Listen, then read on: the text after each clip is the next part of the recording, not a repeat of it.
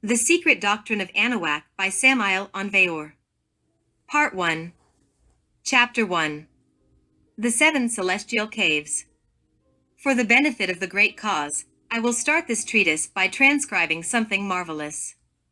It is significant for me to refer to a quote by Don Mario Rosso de Luna in his book That Kills Death, of an account by Friar Diego Duran's remarkable work on the history of Mexico. As I do not wish to take credit for other people's work, these paragraphs are quoted.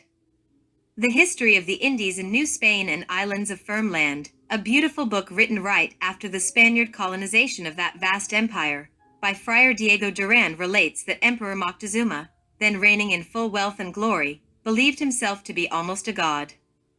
The wizards and priests of his kingdom, much wiser and richer than him since they dominated their inferior desires, told him, "Our Lord and King, do not boast of what you reign over.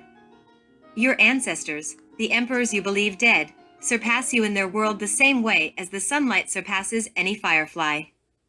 Then the Emperor Moctezuma, moved more by curiosity than pride, decided to send a high commission loaded with presents to his ancestors' land, that is, the Blessed Dawning Mansion.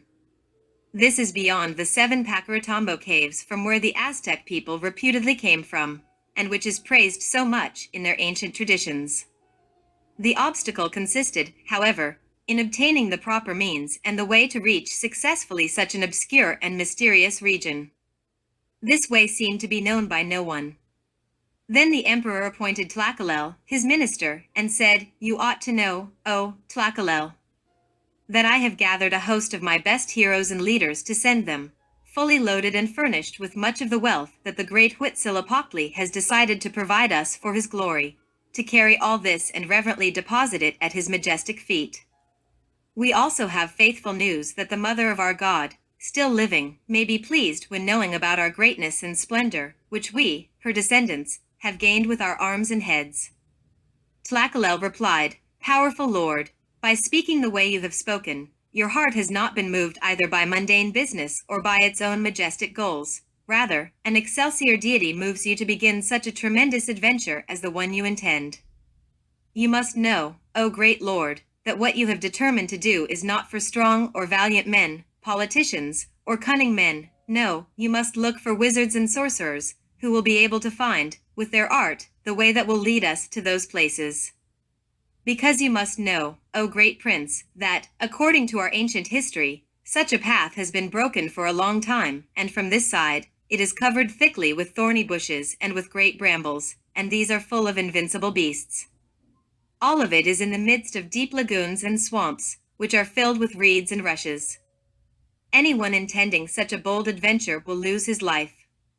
Seek then, Lord, as a solution to such impassable obstacles, those wise people I am telling you about. They, with their magical arts, will be able to overcome such human barriers, and will bring you accurate news about such a region.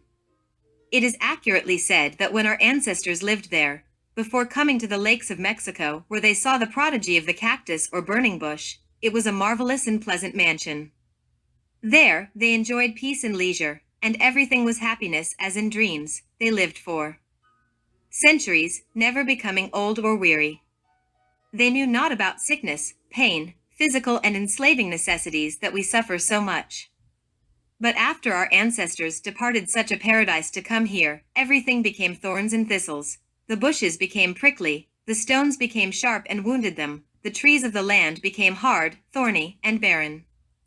Everything there turned against them so that they never would be able to turn back, and would then be able to fulfill their mission in this side of the world. Moctezuma agreed to accept the advice of Tlacaelel, and called the royal historian Quetzalcoatl eagle serpent. It means dragon of wisdom, and it is constantly mentioned by the right-hand adepts or white magicians, a venerable old man whose age no one knew. He went to his quarters in the mountain, and, after reverent salutations, addressed him, "O ancient and noble father, I desire to know the true story, the knowledge that is hidden in your books about the 7 caves from which our ancestors came forth. I wish to know about the place wherein dwelt our god Quetzalcoatl, and out of which he led our forefathers." "O mighty Lord," answered Quetzalcoatl, "I, your unworthy servant, can answer you. Our forebears dwelt in that blissful, happy place called Aztlan, which means whiteness. In that place, there is a great hill in the midst of the waters, and it is called Coatepec because its summit is twisted. This is the twisted hill. On its slopes were caves or grottos where our fathers and grandfathers lived for many years. There they lived in leisure, when they were called Mexican and Azteca. There they had at their disposal great flocks of ducks of different kinds, herons, waterfowl, and cranes. Our ancestors loved the song and melody of the little birds with red and yellow heads. They also possessed many kinds of large beautiful fish. They had the freshness of groves of trees along the edge of the waters. They had springs surrounded by willows, evergreens, and alders, all of them tall and comely. Our ancestors went about in canoes, and made floating gardens upon which they sowed maize, chile, tomatoes, amaranth, beans, and all kinds of seeds, which we now eat and which were brought here from there. However, after they came to the mainland and abandoned that delightful place, everything turned against them. The weeds began to bite, the stones became sharp, the fields were filled with thistles and spines. They encountered brambles and thorns that were difficult to pass through. There was not a place to sit, there was no place to rest. Everything became filled with vipers, snakes, poisonous little animals, jaguars and wildcats, and other ferocious beasts. And this, O powerful king, is the answer I can give you to what you ask of me. The king replied to the elder that such was the truth, since Tlacaelel gave the same account. He then ordered to be found, in all the provinces of the empire, as many sorcerers and wizards as could be found. 60 men, old and proficient in the arts of magic, were brought to him. Once reunited, the emperor spoke to them, fathers, elders. I have determined to find the place where Mexicans lived long ago, and to know it, who inhabits it, and to know our god Huitzilopochtli's mother. Therefore, prepare to go there in the best way you judge and return here soon. He then ordered to prepare many blankets, luxurious costumes, gold and rich jewels, cacao, cotton, tea and costly, black vanilla flowers, rich feathers, and more. That is, the best of his treasury was given to the sorcerers, in addition to their wages and provisions for their routes so that they could thoroughly fulfill their mission. Thus, the sorcerers departed, and, some time later, reached a hill called Coatepec, in Tula. There, they traced magic symbols upon the ground, made the invocations and magic circles, and smeared themselves with the ointments, which wizards still use nowadays. So it was upon that hill that they invoked the demon, referring to their respective familiar demons, the individual Lucifer of everyone, and begged him to show them the home of their ancestors. The devil, conjured by these spells and pleased, turned them into birds or wild beasts such as ocelots, jaguars, jackals, wildcats, and took them, together with their gifts, to the land of their forebears. On reaching the shores of a great lagoon from the midst of where emerged the hill called Coatepec, they resumed their human forms. The chronicle tells us that as they stood on the shore of the lake, they saw fishermen going about in canoes, whereupon they called to them. The natives, seeing the strangers and hearing them speak the same language, rowed to the shore and asked them what they wanted and where they came from. The Aztec magicians answered, "Sirs, we have come from Mexico, and we are the envoys of the Emperor Moctezuma there. We have come to seek the homeland of our ancestors." The people of that place asked them, "What god do you adore?" To which they answered, "The great Huitzilopochtli." They added that Moctezuma and his prime minister, Tlacaelel, had sent them to Coatepec, she of the snaky skirt, mother of Huitzilopochtli, and the 7 caves, Chickamaustock. They also wished to deliver a gift to the lady of the snaky skirt if she were still alive, or to her servants if she were dead. The fishermen then went to call the custodian of the mother of Huitzilopochtli, who ordered that the Aztecs be brought to him. By canoe, the sorcerers were taken across the lake to the hill of Coatepec, where the old priest, who took care of the lady of the snaky skirt, lived at the foot of the hill. He said to them, "Welcome, my children. Who sent you here?" "Lord," they answered, "Moctezuma and his prime minister, Tlacaelel, also called Quetzalcoatl, sent us." "Who are Moctezuma and Tlacaelel?" asked the old man. They were not among those who departed from here. Those who went from here were called Quetzalcoatl, Akasitli, Oselipin, Awadi, Zomamidal, Awexitl, Huicton, and Tenek. These 8 men were the leaders of the wards. In addition to these, the 4 keepers of Huitzilopochtli also departed, 2 of them being Coatepec and Ixalahua. Sir, answered the Aztecs, we confess to you that we are acquainted with those men, but we never met them. The leaders you mention are gone from the earth, all of them are dead. We have heard their histories, that is all. The old man was amazed at this, asking, Lord of all created things, who killed them? Why is it that all of us are still alive here in the place they abandoned? Why is it that none of us have died? Who are your leaders now? The wizards answered that they were the grandsons of the men he had named. The old man wanted to know who was now the custodian of the god Huitzilopochtli, and he was told that it was a great priest called Quetzalcoatl, who could speak to the god and received orders from him. Did you see the god before coming here? Asked the ancient man. Did he send a message? The Aztec messengers responded that they had not seen him, but that they had been sent by the king and his prime minister. The old man then asked, why does he not let us know when he is to return? Before departing, he told his mother that he would return, and the unfortunate woman is still waiting, sad and tearful, with no one to console her. Do you wish to see her and speak to her? The old man said, pick up what you have brought and follow me. They put the gifts on their backs and followed the old man, who climbed the hill with ease.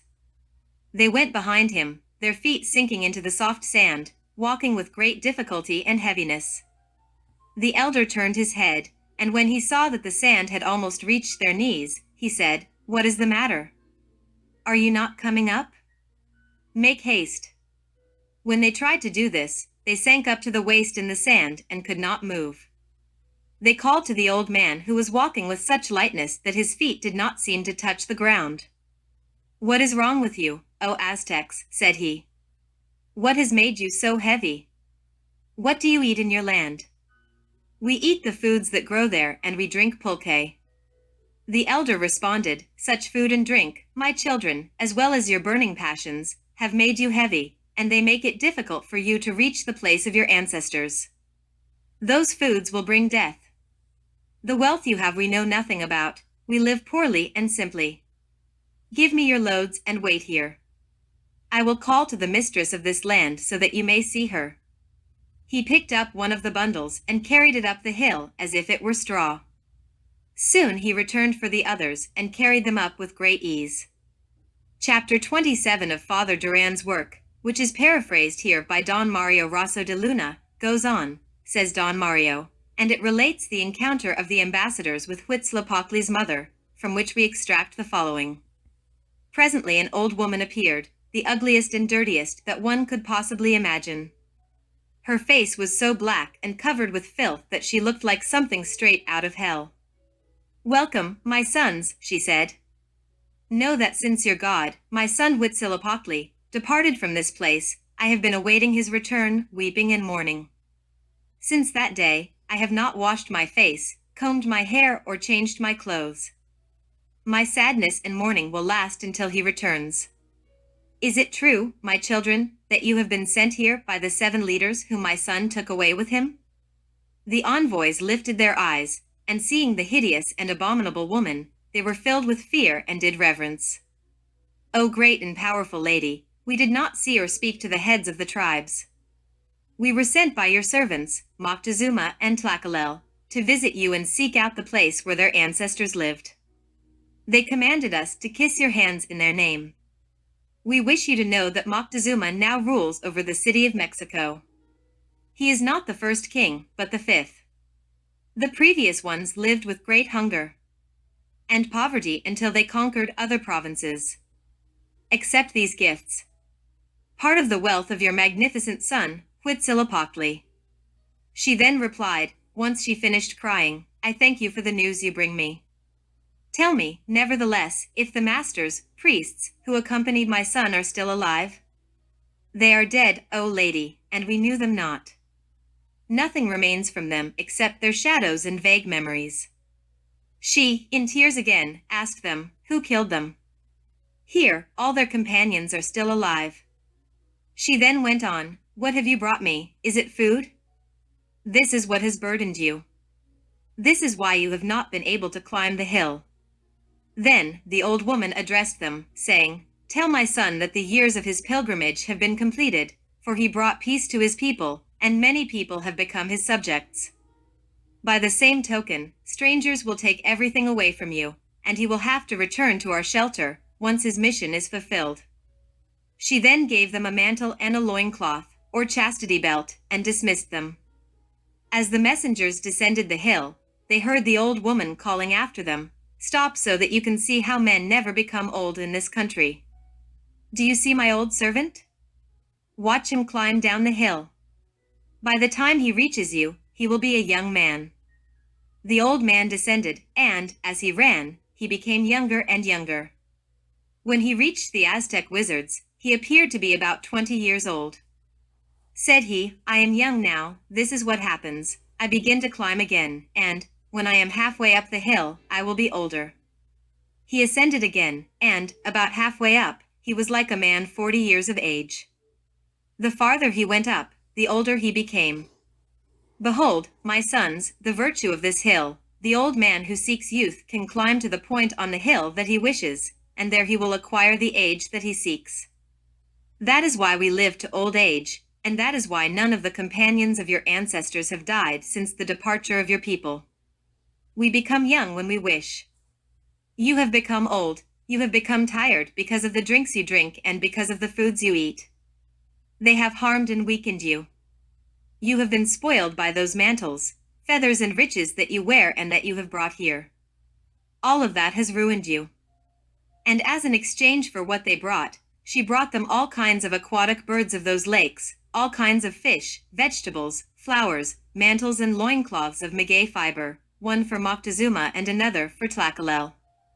The messengers smeared themselves as they did the first time, and turned into wild beasts as before, in order to cross the connecting land, and return to the Coatepec hill.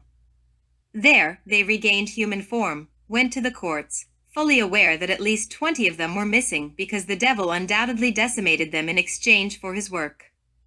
They had walked 300 leagues in 8 days, and he could have brought them faster, as he did with someone who he had brought in 3 days from Guatemala.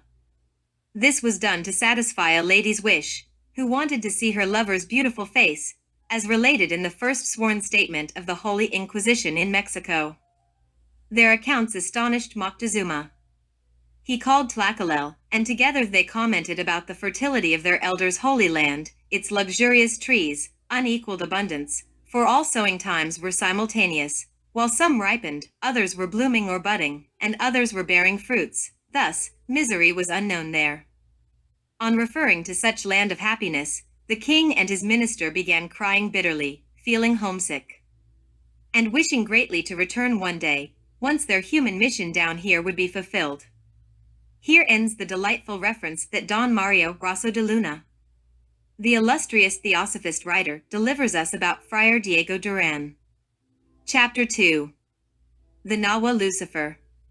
Let us now refer to the divine Daemon of Socrates, the famous Lucifer of the Notre Dame Cathedral in Paris, the very same Nahua Xolotl, who in the magical hill of Coatepec, in Tula, attended faster than the wind, the sorcerous invocation of the 60 elders.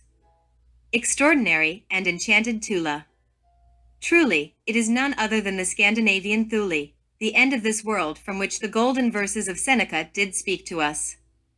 Xolotl, the living shadow of Quetzalcoatl, or Lucifer Prometheus, is the bearer of light, the morning star, the living symbol of our cornerstone, the philosopher's stone in which lies the key to all powers. Lucifer-Xolotl sometimes takes the appearance of Mendes goat to symbolize sexual potency. When returning from the Sinai, where he had met Jehovah, Moses had 2 glowing rays on his forehead, similar to the horns of a goat. This tells us that he had worked with the sexual power. It is written in Hebrew letters that the Ark of the Covenant had on its 4 corners the horns of a goat. Let us now refer to Isaiah, the prophet, Isaiah 14 verses 12 to 15. How art thou fallen from heaven, thou Lucifer, son of the morning? How art thou cut down to the ground, which didst weaken the nations? For thou hast said in thine heart, I will ascend into heaven, I will exalt my throne above the stars of God, I will sit also upon the mount of the congregation, in the sides of the north. I will ascend above the heights of the clouds, I will be like the highest. Yet thou shalt be brought down to hell, to the sides of the pit. The church fathers, Simeon, Pachomius, Eulogius, and Anthony, saw their own individual Lucifer. Every one of us has our own, appearing in the form of a pretty woman, or as a terrifying man with glowing horns, or as a child dressed in a black robe. Let us hear Ezekiel's marvelous chant to the beautiful demon, Lucifer-Xolotl, Ezekiel 28 verses 12, 13, 16. Thou sealest up the sum, full of wisdom, and perfect in beauty. Thou hast been in Eden, the garden of God, every precious stone was thy covering, the sardius, topaz, and the diamond, the beryl, the onyx, and the jasper, the sapphire, the emerald, and the carbuncle, and gold. The workmanship of thy tabrets and of thy pipes was prepared in thee in the day that thou wast created. By the multitude of thy merchandise they have filled the midst of thee with violence, and thou art sinned. Therefore I will cast thee as profane out of the mountain of God, and I will destroy thee, O covering cherub, from the midst of the stones of fire. The following is a direct quotation from the book The Universe of Quetzalcoatl, by Laurette Sojourn, in Monte Alban. This entity is powerfully mesmerizing.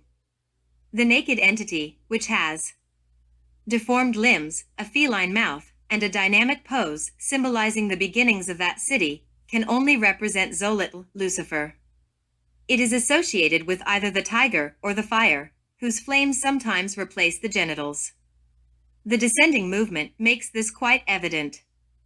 Ostensibly, Xolotl Lucifer Prometheus is Quetzalcoatl's double, and is the prince of light and darkness, having absolute power over the heavens, the earth, and the infernos. The divine daemon is the reflection of God within us, here and now, and can confer upon us the power, the wisdom, and divine likeness.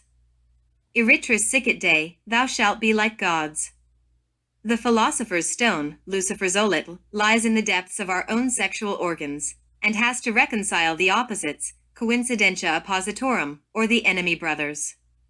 Thou shalt be like gods. The living fire, the philosophical fire of the ancient medieval alchemists, lies buried within our seminal system, and is poised on mystical watch for the time of awakening. Inri, ignis natura renovator integram, fire ceaselessly renews nature. In nisus renascer integer, in death to be reborn, intact and pure. St. Thomas says, he is the highest, the foremost of all angels, the preferred angel of God. Dante writes, the most noble of all creatures and the sum of all creatures. Xolotl Lucifer is not at all a foreign element to our psyche. On the contrary, he is certainly the shadow of our divine being within our innermost individual depth. It is written in words of gold in the book of life that in the claw of the Nahua Lucifer's right paw shine glorious divine golden signs. Xolotl Lucifer Prometheus is the psychological trainer in the gymnasium of practical life. Some confraternities spread foolish and defamatory lies against the solar Gnostic Knuphis, the Christos Agathodman, the serpent of the Genesis, the Nahua Lucifer, the resplendent dragon of wisdom. All this is useless noise and uproar. Xolotl Lucifer is disliked and despised by those learned ignoramuses who have rejected the spirit that gives life. They have interpreted the symbolic war in the heavens and Michael's battle against the dragon to the dead letter, and they do not understand its profound meaning. This crusade, this celestial battle must undoubtedly take place in the inner depths of our own consciousness. It is a heroic struggle against the animal passions that we carry within, and which are vested upon the self, or myself. Our own real being has to, without question, kill or fail. In the first, he is obviously the victor over all the temptations to which he was submitted, becoming the killer of the dragon. Xolotl Lucifer as a tutor, educator, or mentor, is certainly astonishing, tremendous, and extraordinary. The Luke temptation is unique didactics, prodigious pedagogy, and amazing attraction. It is unmistakable incentive, seduction, fascination, and occult motivation with secret and divine purposes. We can thus infer that within our innermost depths, we may and must fight the dragon and its tenebrous hosts, the psychological defects, if we truly long to become immortal gods or the children of wisdom. In the sacred land of the Vedas, Indra, the resplendent god of the firmament, kills Vritra or Ahi, the demon serpent, Lucifer-Xolotl. For this prowess, he is Vitrahan, the slayer of Vitra, and is called Jishnu, conductor of the celestial hosts. The cross is a very ancient symbol that has always been used in all religions, by all peoples. Whoever considered it an exclusive sign of a religious sect would be mistaken. When the Spanish conquistadors arrived in the Holy Land of the Aztecs, they found the cross upon the altars. On the great religious buildings of the Middle Ages, where a semicircular or elliptic apse was added to the choir loft, we observe the shape of the hieratical Egyptian sign of the Ansate cross. It reads Ankh and points to the occult universal life in everything. On the other hand, the hermetic likeness of the Ankh sign is the representation of Venus or Cyprus Lucifer, that is, the copper, bronze or brass. Burn your books and polish your brass, the best authors of medieval alchemy remind us repeatedly. Such an expression, wisely interpreted, means sexual magic or scientific chastity, and radical death of the animal ego. Quetzalcoatl resurrects after having polished the brass, becoming the morning star. See St. John's Revelation, 2 verses 26-29. And he that overcometh, and keepeth my works unto the end, to him will I give power over the nations. And he shall rule them with a rod of iron, as the vessels of a potter shall they be broken to shivers, even as I received of my Father. And I will give him the morning star. He that hath an ear, let him hear what the Spirit saith unto the churches. Bel and the dragon, Quetzalcoatl and Xolotl, Apollo and Python, Krishna and Kalia, Osiris and Typhon, Michael and the red dragon, St. George and his dragon, these are always the individual, divine logoi and their doubles, projected in our own psyche for our own well-being. We will emphasize that killing the dragon or Venus Lucifer-Xolotl is the same as becoming his children, namely, we receive the morning star. In ancient times, the dragons were the symbol of eternity and of wisdom. The hierophants of Egypt, Babylon, and India called themselves the sons of the dragon and of the serpent. This corroborates the teachings of universal Gnosticism. Xolotl, the shadow or double of the Mexican Christ, Quetzalcoatl, plunging from the Empyrean to our own atomic infernos, is truly extraordinary and marvelous. Xolotl means dog as well as twin. We may also remember in this chapter that Father Sahagan states that the dog is the symbol of the fire of celestial origin. The sexual fire, the dog, the erotic instinct, the Nahua Lucifer, is that extraordinary and marvelous agent that can transform us radically. The dog guides the knight, leading him through the narrow path from darkness to light, from death to immortality. Xolotl Cerberus, with its terror-striking barks, 3 flat-nosed snouts, and its neck covered with snakes, frightens all defuncts. It is indispensable to drive it out of the abode of Pluto. Xolotl Cerberus, the tricipital, pulls securely his master by the leash throughout the rocky path that leads to final liberation. Xolotl Lucifer is the archetype of the chaste penitent. Having become an anchorite, he sheds light in darkness and explains the Christic esotericism. Being in possession of those remains that he will resurrect, exoiat Lucifer indicates to us the necessity of dying in order to be. We will now cogitate, infer, meditate. Unquestionably, the death of the self, throughout sexual alchemy, is the indispensable requirement in order to achieve esoteric resurrection, here and now. 1 Corinthians 15 verses 53-55. For this corruptible must put on incorruption, and this mortal must put on immortality. So, when this corruptible shall have put on incorruption, and this mortal shall have put on immortality, then shall be brought to pass the saying that is written, Death is swallowed up in victory. O death, where is thy sting? O grave, where is thy victory? When we wisely take advantage of Xolotl Lucifer's moving and fascinating didactics, we achieve magical resurrection. Temptation is fire. Triumph over temptation is light. The elimination of those undesirable elements that we carry within is urgent. It cannot be postponed or delayed. We now have to deliberate and discuss some symbolic values. I am now referring to the tiger and the dog. The solar hieroglyph is imprinted in Xolotl Lucifer. As he is found at the foundations of our seminal system, he plays the marvelous role of Cerberus the dog, quoted by Dante in his Divine Comedy. The tiger is different, and the tiger knights know it. They, the jaguars of the Gnostic movement, are authentic felines of revolutionary psychology who clash against themselves, against their own psychological defects. Undoubtedly, the dog and the tiger are esoterically linked in the same task. The anthropomorphism of the tiger in Aztec art marvels all mystics. It is in no way possible to extricate our psychological aggregates, those inner defects that in their entirety compose the I, without the help of that divine particle or inner monad, symbolized by the axe. This is the sign of the thunderbolt, clearly embodied by the tiger man. It is clearly written in the Book of Life that whoever wants to go up must first go down, and exaltation is preceded by a humiliation. Since ancient times, the descent to the ninth sphere has been the foremost test to the supreme integrity of the Hierophant. Jesus, Buddha, Hermes, Quetzalcoatl had to go through this tremendous trial. There, Mars descends to retemper his sword and conquer the heart of Venus. It is there that Hercules cleans the stables of Augeas, and Perseus cuts off the head of the Medusa. In the bowels of earth, Dante's Inferno, or the terrible abode of Pluto, Quetzalcoatl, and his double, must die radically if he wants to resurrect from among the dead. In the center is a giant and shady elm tree, spreading branches like arms, full of years. False dreams, so it is often said, take the tree for their home and cling everywhere beneath its leaves.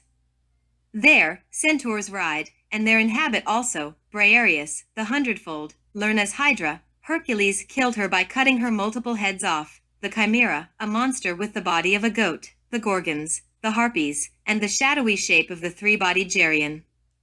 The route leading to Tartarus, throughout the waters of the Acheron, which is filled with marshes of mud and murky waters, is frightening. A horrible boatman with brittle gray hair, eyes which are stark points of flame, and a long disheveled beard, maneuvers the boat carrying souls to the other shore. A crowd, tortured and diverse, gathers at the shore, awaiting the boatman to carry them. He picks them randomly, now this one, later that one. Some waiting, beg in vain, for in the end, there is no hope. These are the souls of those who had no burial, and desperately feel that time is an eternity, until a pious soul upon the earth takes care of their bodies and puts their ashes to rest. Then the abode of Pluto opens and the souls begin their sad rest without light, being just a shadow of what they were. Mystic levitations. Undoubtedly, the fourth coordinate is the same as the hyperspace of hypergeometry, through which it is possible to do supernatural experiments such as disappearance or appearance of a body in Euclidean three-dimensional space, or the projection of any object from the interior of a hermetically sealed box. It has been positively demonstrated that when an electron and a positron collide, they liberate energy as 2 grains of light, or, more accurately said, 2 gamma rays appear. The experiments related to this phenomenon demonstrate the existence of the fourth dimension. Unquestionably, the various phenomena of authentic levitation have always been possible because of the extraordinary element of the fourth vertical. A mystic levitation is an unusual raising of the physical body over the ground. Because many people do not even know the basics of the matter, we will cite various anchorites that levitated in front of various audiences. We begin with Saint Stephen, King of Hungary, a distinguished medieval lord who died in 1038. He floated in the air one night while praying in his tent. Then there is Saint Dunstan, Archbishop of Canterbury, a notable man of God, who precisely on Ascension Day, May 17, 988, rose up to the majestic vault of the cathedral. The following are some remarkable cenobites and renowned ladies of recognized sanctity. Saint Ladislaus of Hungary, 1041 to 1095, a renowned anchorite, on a memorable night floated above the ground while praying in the famous monastery of Worazden. Saint Christina the Astonishing, 1150 to 1224, the illustrious mystic, who was assumed to be dead, soared delightfully to the vault of the church in the middle of her funeral rite. Saint Elizabeth of Hungary, a distinguished matron, Saint Edmund, Saint Lutgardes, a famous religious woman, the blessed Giles of Santrum, the mysterious Margaret of Hungary, the spiritual Saint Dulceline, the noteworthy and famous Lord of Wisdom, St. Thomas Aquinas, St. Agnes of Bohemia, and many others, immersed within the fourth dimension, floated during their ecstasies. These are all extraordinary elevations, magic flights, vertical ascensions, transportations, and ethereal rides at great heights, ecstasies, jubilation and entrancement. Legend says, and human and divine beings know this well, that when our brother Francis of Assisi, 1186 to 1226, reached the sunset of his life, his ecstasies in Mount Alvernia intensified. His beloved disciple, Brother Leo, who joyfully brought him food, usually found him in entrancement outside his cave, at considerable heights from the hallowed ground. Sometimes he reached the beech trees and disappeared from sight. He left for the fourth dimension. It is also worth mentioning, continuing with this mystical scientific debate, that Saint Catherine de' Ricci, 1522 to 1589, the celebrated stigmatic prioress of Prato, when entering ecstasy, stayed suspended in place. Many other penitents and cenobites, such as Saint Francis of Paula, Saint Peter of Alcantara, Saint Thomas of Villanova, Saint Francis Xavier, and others, lifted off the ground in their ecstasies and stayed in the air in front of amazed onlookers. Some famous and extraordinary cases, because of their peculiarity and uniqueness, were those of the mystic Teresa of Avila, 1515 to 1582. She, herself, described them in minute detail. She methodically explains how the ineffable, magical power immersed her within the unknown dimension while she prayed. She then floated before the amazed nuns. One day the saint was so high above the ground that no one could administer the host to her. The double levitation of Saint Teresa of Avila and Saint John of the Cross in Mount Carmel of Avila caused astonishment and great amazement. Then the two mystics could be seen in a state of ecstasy in space. It is said that a pious monk whose name was Joseph of Cupertino rose up in the air 70 times. This magical feat, which took place around 1650, allowed him to be canonized. Every time the sighted hermit with a sweet face left the hard ground, he let out a shrill cry. Asked by the Cardinal Loria about that mysterious and strange cry in the precise moment of his flight, the saint answered in an esoteric way, "The gunpowder, when triggered in the harquebus, explodes with a great sound, in the same way the heart is embraced by divine love." Amen. Studying old manuscripts, like clergymen in a cell, we have found in the sacred land of the Vedas the following phrase: "He who meditates on the center of the heart will attain control over the Vayu Tattva, ethereal principle of air. He will also get the cities." Powers of the holy men, Bushari, Ketcheri, Kaya, and 50 on, the ability to float in the air and put one's own spirit in someone's body, and so forth. He will reach cosmic love and all the Tattvic divine qualities. When dealing with the apprenticeship of Jinn science or doctrine of levitation, the substantial development of the peaceful heart is undeferrable. It cannot be postponed.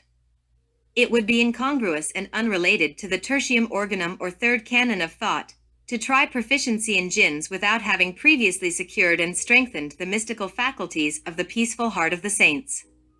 We do not want, however, to hinder the esoteric practices of magical levitation.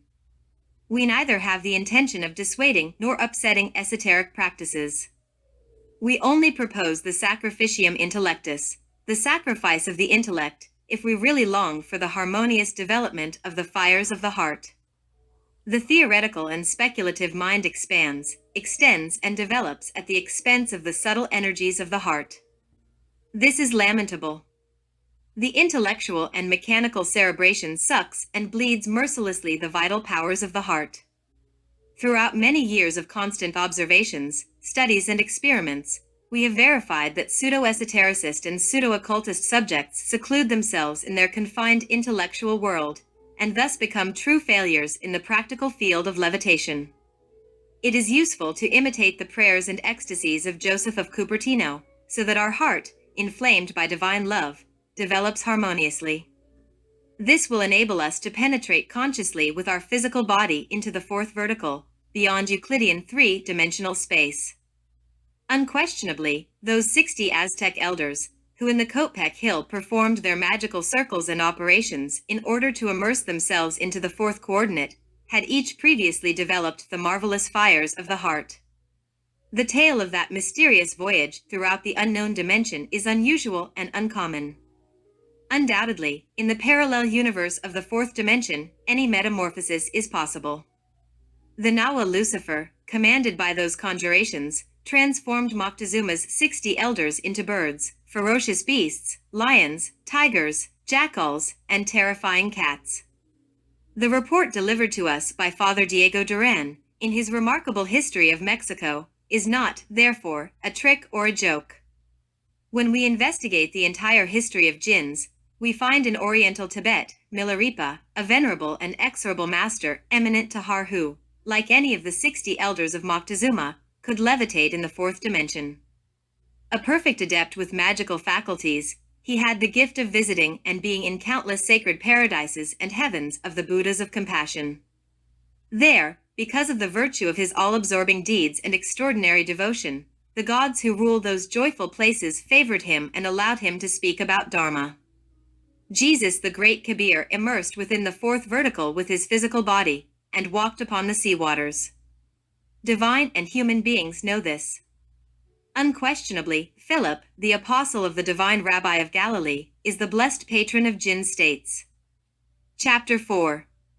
Dr. Faust. The true Lucifer of the archaic doctrine is contrary to what the theologians Desmusos and Marquis de Merville suppose. He is edifying and essentially dignifying. He is certainly the allegory of righteousness, the extraordinary and marvelous symbol of the highest sacrifice. Christ is Lucifer of the Gnostics, and the god of wisdom under countless names. Xolotl Lucifer Prometheus is one with the Platonic Logos. He is the minister of the Creator Demiurge, the resplendent lord of the 7 mansions of Hades, and the Sabbat or manifested world. To him are entrusted the sword and scale of cosmic justice, for he is the standard of weight, measurement, and number. He is always the ineffable Horus, Brahma, Ahura Mazda, and so on. Lucifer-Xolotl, Quetzalcoatl's double, is the guardian of the keys to the door of the Lamigial, where only the anointed ones who possess the secret of Hermes can enter. Those who dare to curse the Nahua Lucifer pronounce themselves against the cosmic reflection of the Logos. They anathematize the living God who manifests in matter and execrate the always incomprehensible wisdom, which reveals itself in the opposites of light and darkness alike.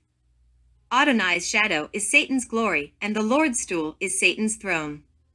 Similarity, likeness, and resemblance, sun and shadow, day and night, law of the opposites. There are 2 armies of the Logos or Demiurge architect of the universe, in the sublime boundaries, Michael's warring hosts, and in the abyss of the manifested world, Satan's legions. These are the unmanifested and the manifested, the virginal one and the fallen in animal generation. Unquestionably, only over Satan, never over the Logos, falls the shame of generation. The former lost his highest virginal state of Kamara when he ate the forbidden fruit. With esoteric resurrection, the Nahua Lucifer regains the virginal state of Kamara. The cornerstone of the great work is the Nahua Lucifer. The great Kabir Jesus built his church upon this master stone, which is located by the sages in the depths of our sexual system. The raw stone, before being cut for the great work, is certainly impure, material, and coarse. For this reason, it is called the devil.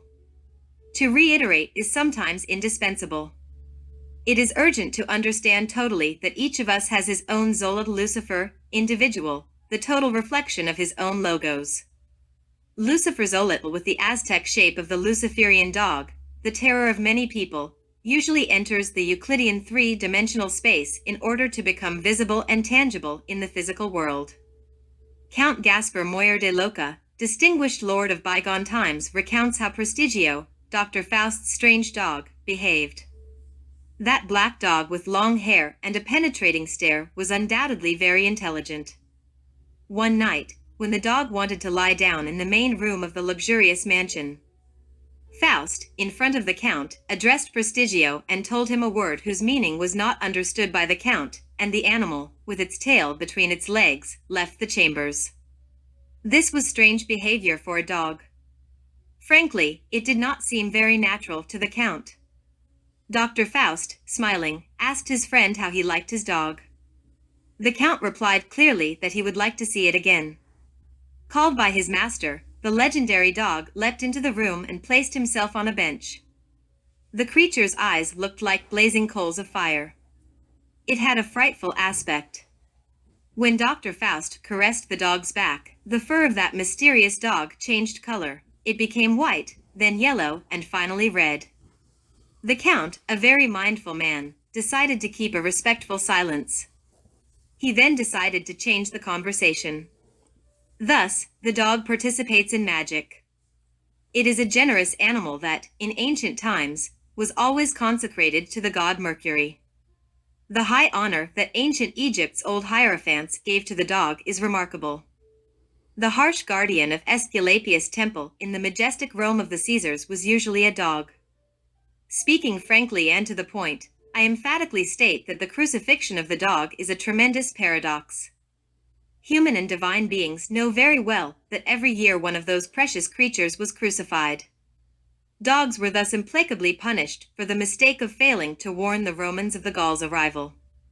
The sacred dogs of the temple of Vulcanus in the Etna were always religiously cared for. Let us never forget that Cerberus, the guardian dog of hell, welcomed those who entered and devoured mercilessly those who tried to leave. Cerberus howls in that frightful den. With its barks, its 3 muzzles and its neck covered in snakes, it strikes terror into all defuncts. Legends centuries old say that Cerberus was put to sleep by Orpheus Lyre when he descended to the Tartarus to find Eurydice. Undoubtedly, the Sibyl also put Xolotl Lucifer Cerberus to sleep with a paste of honey and poppy leaves. The extraordinary intervention of Cerberus in any funeral liturgy is well known. In ancient times, the figure of a dog was put in the royal sepulchres, at the cold feet of the dead. This is a very meaningful and infernal symbol. Let us not forget the hound, related to Can Grande della Scala, Lord of Verona, Dante's patron. It does not feed on dust or clay, but wisdom, love, and virtue. Lots of other animals participate in high magic. The crow is the symbol of the corruption and death of all the inhuman elements we carry within. The white dove allegorizes purity and chastity, as well as the third logos. The yellow eagle points out the proximity of success to the alchemist. The red pheasant, together with the royal purple color, announces the completion of the great work to the wise. The enigmatic and powerful Dr. Faust, venerable and exorable master, illustrious Tahar, lived comfortably and pleasantly as a well person. He assigned an occult role to animals, and he liked to have them because he used them for his prodigies. In those times 1528 of nobility, blue blood, and various titles of honor, Faust performed extraordinary marvels in Prague's courts. Some spirited gentlemen who lived happily in a splendid mansion called Anchor House in the street of the castle, in Erfurt, Johannes Faust, sorcerer and magician, used to lodge there, had a great party.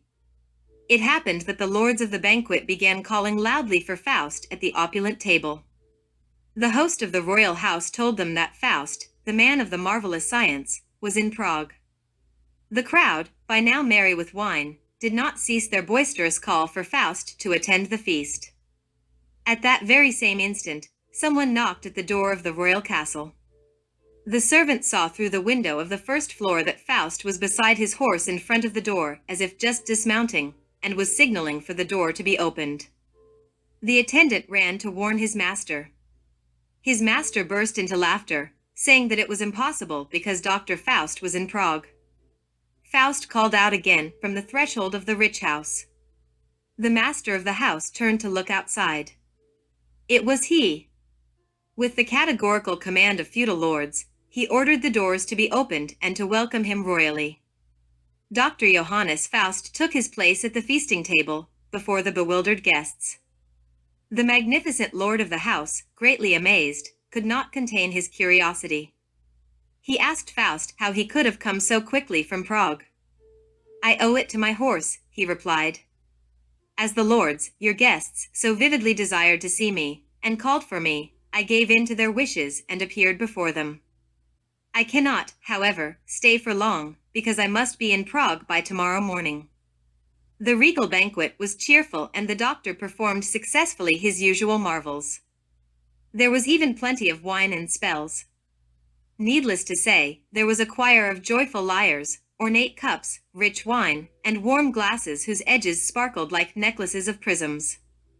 The rich wine that warms the blood and makes the heart joyful is the fermented fruit of the vineyard that inspires the disheveled bards.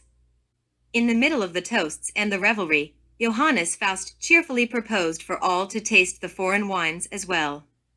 Those who saw him say that from within an exotic improvised container poured the best vintage wines, a miracle a la Faust, very similar to the Canaan weddings in Galilee. Suddenly, however, the host's son entered the place and, with a surprised look on his face, exclaimed, "My good doctor, your horse is eating much. I would prefer to feed 10 or 20 horses than yours. It has already gulped more than 2.5 pecks of oats I had, and he waits for more in front of the manger, expecting to get one more." All the guests laughed, not with subtle Socratic smiles, but with loud Aristophanic laughter. The young man, undisturbed, went on, "I want to be true to my word and I will fill him up, even if I need more quantities of oats." Faust responded that it was useless, that his horse had eaten enough, but it would swallow all the oats on the earth without being stuffed. Unquestionably, that fine steed was without a doubt the same Nahua Lucifer, the extraordinary Mephistopheles transformed into a winged beast. Mephistopheles-Xolotl Lucifer sometimes converted by magic in a flying horse, just like Pegasus of laureate poets used to transport Faust quickly into the fourth dimension as needed. The great feast went on until midnight. Then the horse neighed. "I must leave now," said the wise man. The guests, however, burst into joyous laughter, and begged him to stay, so he could not leave immediately. The horse neighed frightfully for a second time, and then a third. Dr. Faust could in no way disobey. He then took leave of his friends, asked for his fine steed, mounted it and swiftly rode up the street of the castle. Legend has it that when he had passed 3 or 4 houses, the horse jumped up in the air, and the gentleman was lost on his diabolic ride. Undoubtedly, Dr. Johannes Faust, charmer and magician, returned to Prague before dawn.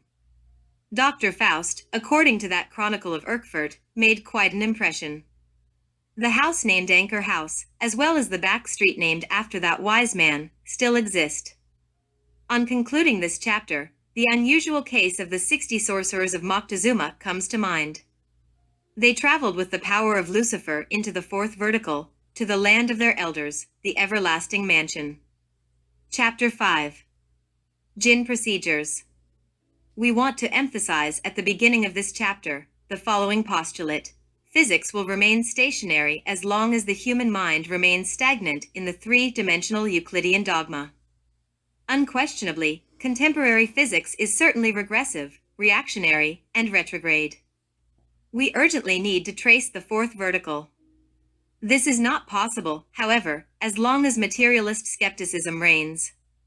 Any of the humanities of a distant future will be able to create cosmic spaceships capable of instantaneously crossing the speed of light barrier. Such spaceships, wisely using the principles of a new fourth-dimensional physics, will travel into the fourth vertical at speeds higher than light speed. Then, the conquest of infinite space will be a concrete and definite fact. Undoubtedly, those spaceships, moved by solar energy, will be maneuvered by authentic men, the word authentic used here in its strictest sense. Everyone knows that with supersonic airplanes, we have crossed the sound barrier. Nevertheless, proud and arrogant people of Earth remain halted before the speed of light barrier. The following statement is therefore needed here. Beyond the speed of light barrier, 300,000 kilometers per second, the fourth dimension is found. From the above statement, we can infer that any magician traveling into the fourth coordinate with his physical body instantaneously breaks the barrier of the speed of light. It was in Coatepec, Tula, the historic place, where the 60 old sorcerers of the powerful Moctezuma could instantaneously break the speed of light barrier with the assistance of the extraordinary Faustian Mephistopheles. They traveled throughout the fourth vertical to the sacred and eternal island beyond the seas of the North Pole, the true cradle of earthly humanity. We must read, in the secret doctrine of HPB, all that relates to this first terrestrial continent, destined to last from the beginning to the end of humanity in the world. In the sacred land of the Vedas, Any authentic Samayasin of the mind can instantly cross the speed of light barrier in order to travel through the unknown dimension, like Francis of Assisi did. We solemnly state with absolute certainty that when an esotericist applies a Samayasin to the physical body, he immediately crosses the barrier of the speed of light. Any real Samayasin has basically three components. A. Perfect concentration of the conscious will. B. Total meditation. C. Ecstasy, entrancement, mystical joy, supreme adoration. It goes without saying, in this Christmas message 1974 to 1975, that patience is the ladder of the Gnostics and humility is the gate of their garden.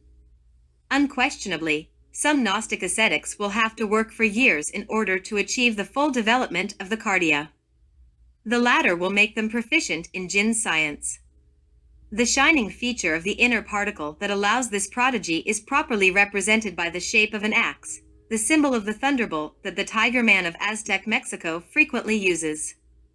The humanized tiger, Xolotl Lucifer, becomes a concrete reality not only in the Mexico before Cortez, but in all of Mesoamerica. Converted in a man, we find him in Teotihuacan. He lifts his heroic arms in a liturgical gesture, or he walks in the feline manner that characterizes him. Unquestionably, the Tiger Knights of Aztec Mexico, apart from being hardened warriors, were extraordinary athletes of the jinn science. It is no exaggeration to emphatically state that those notable men of Anahuac knew how to intelligently combine the three elements of the Samayasin with the mighty feline power of the Nahua Lucifer. Lying down on tiger furs, imitating the sacred posture of a resting jaguar in a light sleep, those distinguished men knew how to consciously combine willpower and imagination in perfect harmony. Integrating efforts of supreme mental concentration and total meditation, they deliberately took, using their creative imagination, the feline aspect of the jaguar, Xolotl Mephistopheles. To develop, operate and walk with that terrifying shape in total ecstasy and mystical joy was in no way impossible for those distinguished lords of the sacred land of Anahuac. Any time those notable hermits arose from their hard beds, to walk as tigers and to disappear into the fourth coordinate, they uttered the following ritual phrase: "We belong to each other." The gunpowder, when triggered in the harquebus, explodes with a great sound, in the same way the heart is embraced by divine love.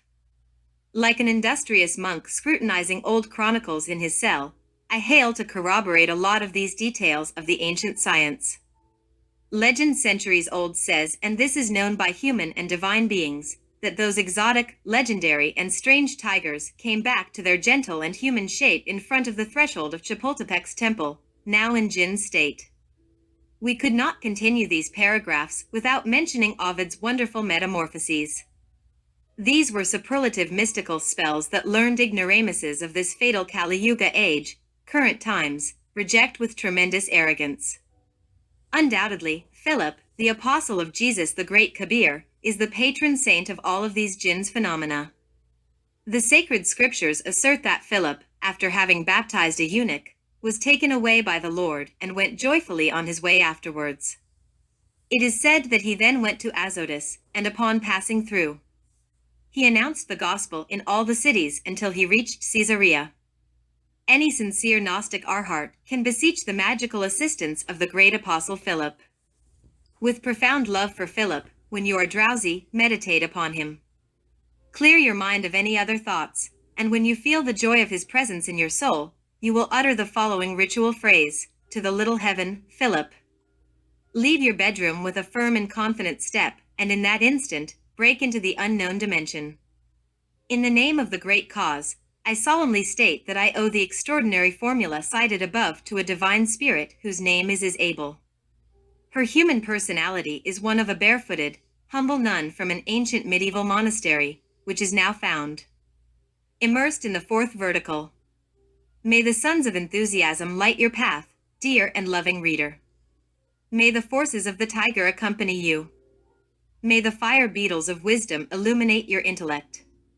May the rustling pine give shade to your rest. May the emerald frogs point you the way in their restless croaking. May she, nature, be prodigal with you. May the universal force bless and guide you. Chapter 6. Aztlan.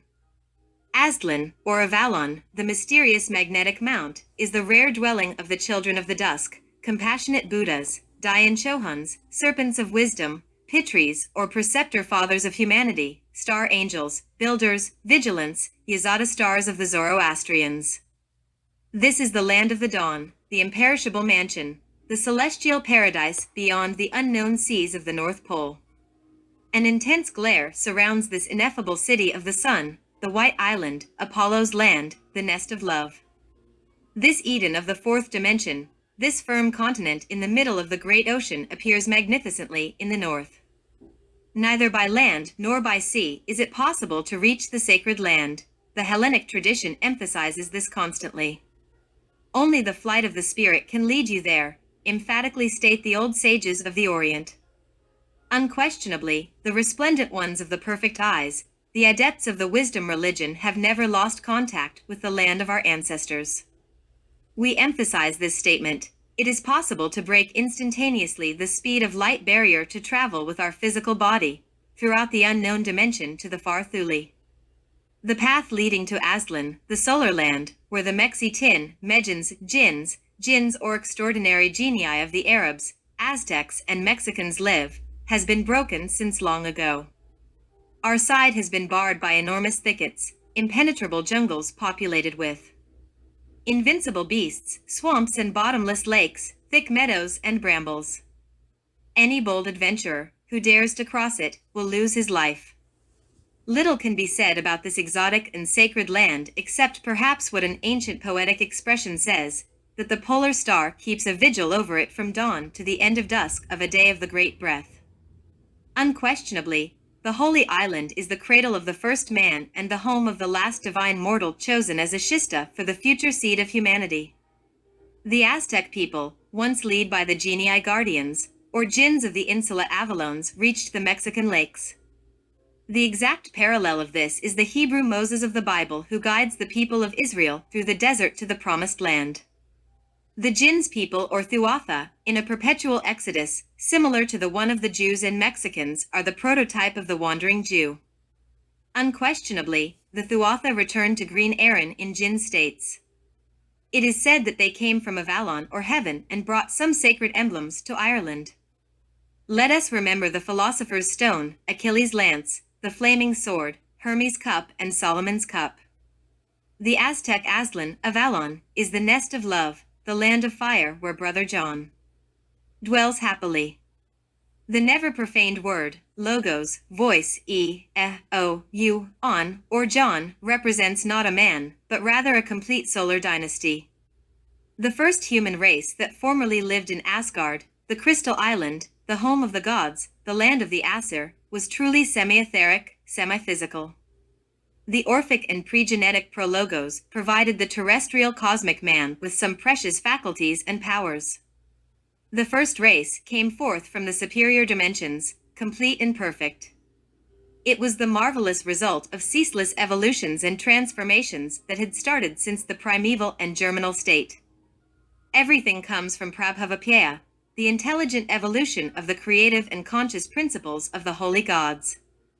Thus, we must study the primeval creation before we can understand all the evolutionary and involutionary processes of nature. Undeniably, the first race never had elementary tools or primitive fires. We will now state the following postulate for the sake of the great cause. Before the first human race left the fourth coordinate to become tangible and visible in the Euclidean three-dimensional region, it had to gestate fully inside the jagged yoni, the womb of the world. Extraordinary primeval humanity, sublime, superb, divine, androgynous, ineffable beings beyond good and evil. They were the everlasting prototype of perfection, outstanding individuals who had indestructible elastic and ductile bodies. Adam Kadmon, the feminine masculine being of Genesis 1, was the very same host of the Elohim. The superior eurythmy of their bodies was then manifest. Ostensibly, those primeval beings were the incarnated sacred fires of the most occult powers of nature. They, the born of themselves, were majestic and superb. They possessed understanding, intelligence, and willpower. Each of those unsurpassed creatures had their individual spirit incarnated, and knew that they had it. That was the age of Thesiporus.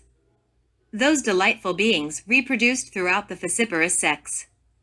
This is similar to the division in two of the homogeneous elements of the protoplasm, also known as morula or amoeba. The same occurs in the division of the nucleus of the cell that breaks into two subnuclei. These either develop in the cellular wall or break it and multiply in the exterior as independent entities. Likewise, those androgynous organisms divided in two, and these multiplied outside as independent entities.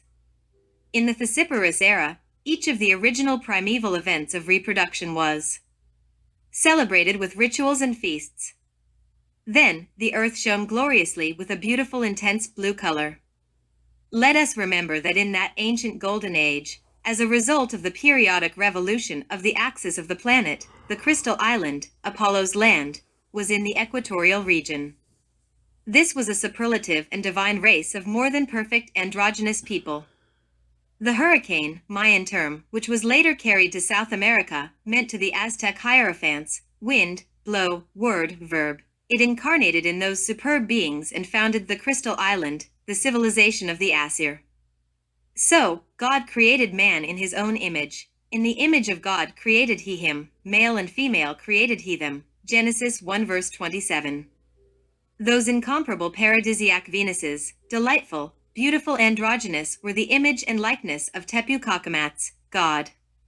From the first race came forth the second, the Hyperborean. These individuals reproduced through sprouting. These marvelous people formerly inhabited various northern regions.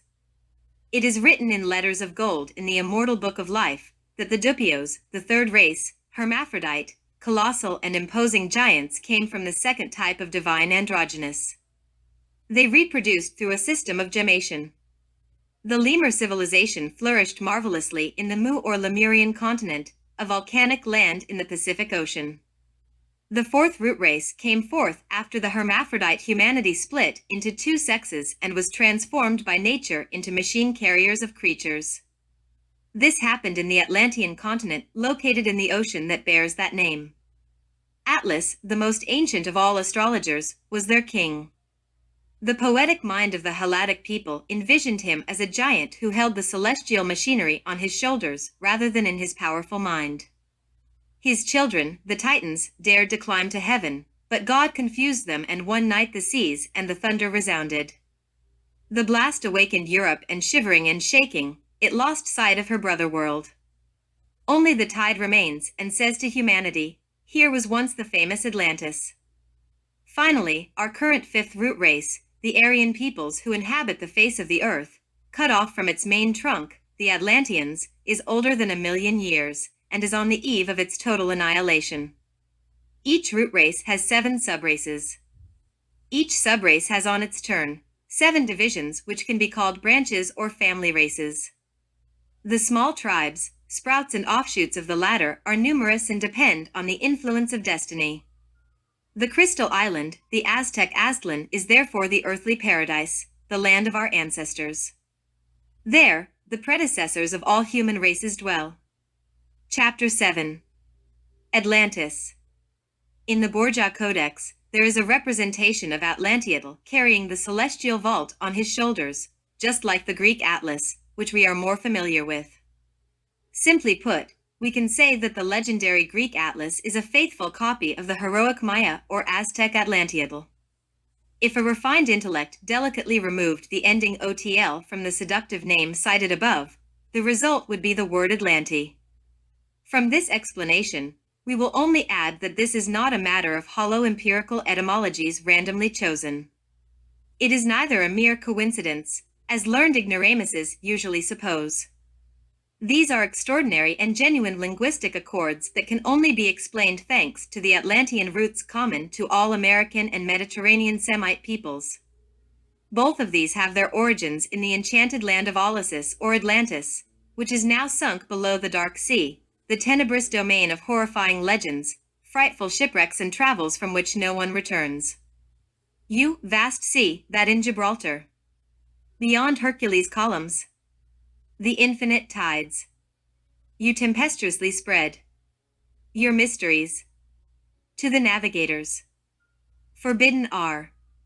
Tragic legend fills your space with the collective power of all generations who have known you. And the poet listens in the voices of your great tides, the rumors of your tragedies, and the cracking sounds of your interred worlds. Atlantis, that vast and now disappeared continent, was a poet's envision. The creation of the initiate Plato's divine mind indeed existed. The intuition of the poet is the genius vision. Whoever denies it cannot see with its immense power. The sages are great only when they are poets, when overcoming details, they feel the harmony that beats in the depths of existence, and which can take us to superior spheres. This is how the author of the Metamorphoses of the Plants could write his Faust. Philogenia's author could spread his creed, Humboldt create his cosmos, divine Plato his Timaeus and Critias, and Poe his Eureka. All of these are poets of the universal life, which is merely the breath of the occult. Do you see that sea that spreads from pole to pole? Asks his master to Christopher Columbus. At one time it was the Garden of the Hesperides. The Atlantic still throws its relics, frightfully roaring like a monster in the killing field. Here, the Titans fight, there, crowded cities flourish. Now, sea beasts populate the marble temples, and the valleys where the sheep grazed are dressed in algae. HPB in the anthropological stanzas Numbers 10, 11, 12, literally says, "Thus 2 by 2, on the 7 zones, the third race gave birth to the fourth race of men. The gods became no gods. Sura, perfect, became Asura, sinners. The first race on every zone was moon-colored, yellow-white, the second, yellow, like gold, the third, red, the fourth, brown, which became black with sin. The first 7 human shoots were all of one complexion in the beginning. The next 7, the sub-races, began mixing their colors. Then the third and fourth races became tall with pride. We are the kings, we are the gods. They took wives fair to look at. Wives from the mindless, the narrow-headed. They bred monsters, wicked demons, male and female. Also Cato, Dakini, with little minds. They built temples for the human body. They worshipped male and female. Then the third eye acted no longer. The eye of intuition and double sight. They, the Lemurians, built huge cities. They cut their own images, in their size and likeness, and worshipped them. Lunar fires had destroyed the land of their fathers, the Lemurians. Water threatened the fourth race, Atlantis. The first great waters came. They swallowed the 7 great islands. All holy saved, the unholy destroyed. Few men remained. Some yellow, some brown and black, and some red remained. The moon-colored, the Thuatha, were gone forever. The 5th race, the people who currently populate the earth, including the Mayas, Incas, Quiches, Toltecs, Nahuas, Aztecs, of pre-Columbian America, produced from the holy stock, the chosen people saved from the waters, remained, and it was ruled by the first divine kings. The serpents, dragons of wisdom or rishis, who redescended, made peace with the 5th race, and taught and instructed it. I will now transcribe the translation of a Maya manuscript, part of the famous Lou Plongeon collection and the Troano manuscripts, which can be seen at the British Museum. In the year 6 Can, 11 Mulek, in the month of Zak, tremendous earthquakes went on ceaselessly until 13 Chen. The Clay Hills country, the land of Mu, was sacrificed. After 2 aftershocks, it disappeared at night, being shaken by the underground fires, which made the ground sink and reappear several times in different places. At last the surface gave up, and 10 countries broke up and disappeared. 64 million people drowned, 8,000 years before this book was written. In the old archives of the ancient Lissa Temple, a Chaldean record, written some 2,000 years BC says, "When the star ball fell where now there is only sea and sky, the Atlantic Ocean, the 7 cities with their golden doors and transparent temples trembled and were shaken like the leaves of a tree are shaken by a storm. And a wave of fire and smoke came from the palaces, the cries of agony from the crowd filled the air. They sought refuge in their temples and citadels, and the sage Mu, the priest of Ramu, appeared and told them, "Did I not predict this to you?" And men and women all dressed in precious stones and shiny garments cried, "Mu, save us," and Mu replied, "You will die with your slaves and your wealth, and from your ashes, new nations will be born." If they, referring to our current Aryan race, forget that they must be superior, not for what they get, but for what they give, they will suffer the same fate. Flames and smoke silenced Mu's words, and the earth broke in pieces, and within a few months, sunk into the depths with its inhabitants. What will our critics say now, before these two stories, one from Oriental Tibet and the other from Mesoamerica, both individually relating the same catastrophe? Besides such extraordinary similarities, if we truly want more evidence, let us appeal to philology. Evidently, the Peruvian Viracocha is the very same Viraj, the divine male, Kabir or logos of the Hindus, or Inca, which, when written backwards, can be read Cain, priest king. The countless connections that the doctrine and history of the first Incas have with the Oriental initiation should not surprise us. The great Italian historian, Cesar Cantu, wisely links the first Incas with some Mongol tribes or ancient shamans. This means that the unexpected appearance of the northern Manu or Manco Capac and his noble companion Koya or Leko was by means of a miraculous event, wisely noted by H.P.B. It is the theurgical phenomenon of those pure beings or shamans who lend their physical bodies to genii of the supersensible worlds, with the purpose of helping humanity. We must not confuse this marvel with spiritualism or mediumism. The ineffable Chinese Tao is the same Latin deus, the French Dieu, the Greek Theos, the Spanish Dios, and also the Aztec Nahuatl or Nahuatl Teoti. The Latin Pater is ostensibly the same English Pather, the German Fada, the Swedish Vader, the Spanish Padre, and finally, the Amarant Pa or Ha. The sweet Latin Mater is undoubtedly the same Russian Math, the French Mir, the English Mother, the noble Spanish Madre, and the Mayan or Quechua Na or Maya. These are extraordinary linguistic similarities, which indicate more than simple coincidence or mere ostentation. By reaching these heights of etymology, soul of history, and one of the most powerful tools of gnosis, it is useful to remember that famous phrase of the ritualistic Mayan language. Hili Lama Zabak Tani. The four evangelists interpreted it in four different esoteric ways. The great Kabir Jesus pronounced such a phrase in an extraordinary way on top of the majestic Calvary. Its meaning in Mayan language is, "I now merge in the pre-dawn of your presence." It has been demonstrated that the great Hierophant Jesus learned the Naga and Mayan in Oriental Tibet. In the sacred Lhasa monastery in Tibet, there is a book that textually says, Jesus became the most proficient master ever on earth. A wise writer has said, it has been historically established that the science religion Christ learned in Egypt, India, and Tibet were Maya. A profound Maya occultism existed and Christ undoubtedly knew it. He elected his Mayan symbols as a base for his ideas of fertilizing love. It cannot be supposed a coincidence that he chose the Mayan cross, the Trinity, the 12 apostles, and many other symbols to be the foundation of the great religious and scientific significance of his preaching. Ostensibly, the Atlantean Mayas brought their religion to Mesoamerica. They colonized Tibet, Babylonia, Greece, India, and so on. The great Kabir Jesus ritualistic language was Mayan.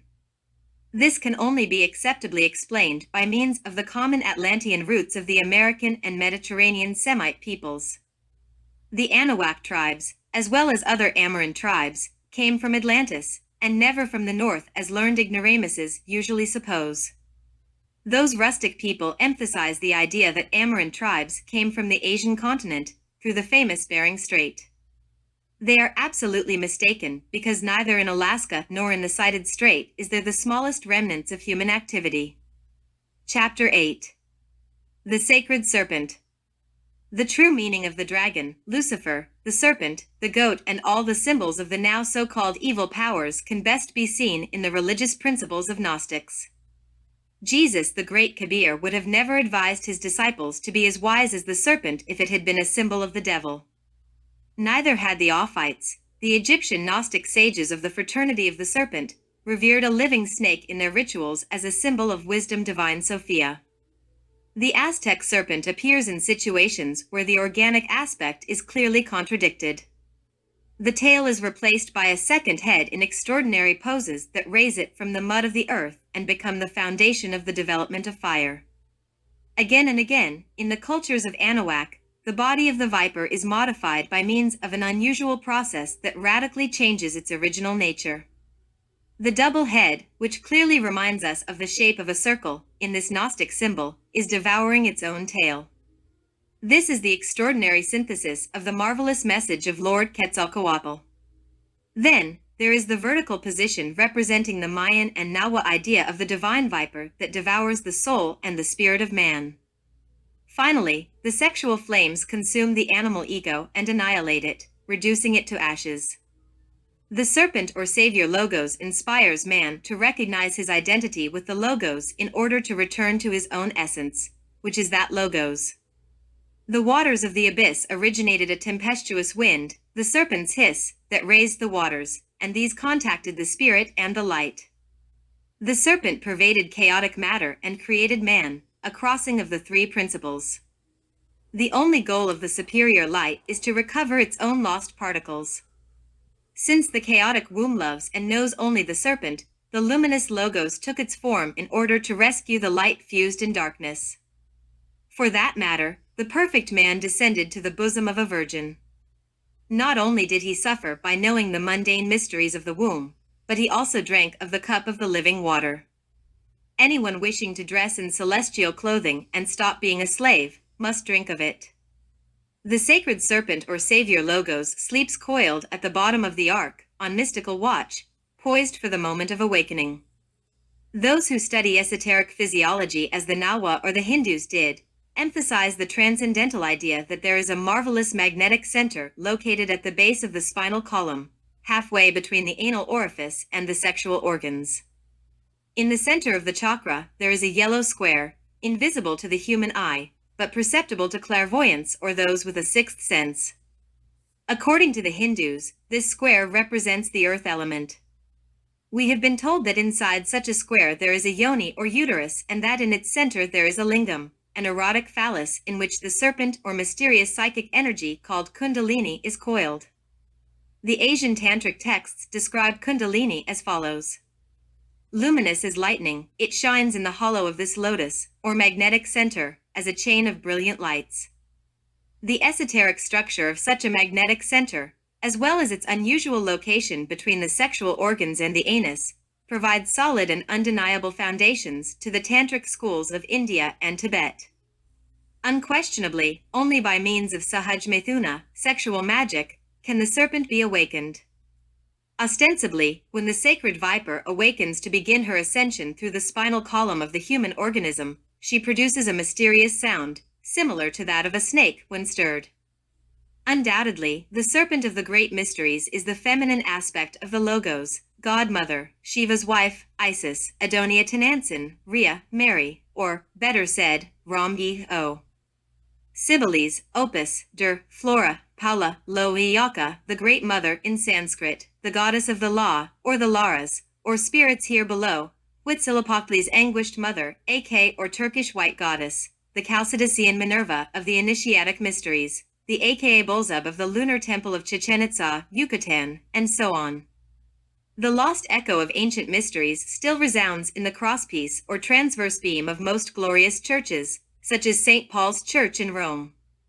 This replaces the primeval shape of a nave, Noah's Ark or saviorship of the universal flood or Atlantean catastrophe, where all Quetzalcoatls, Noahs, Zixithros, and Deucalions arrived to the present continents.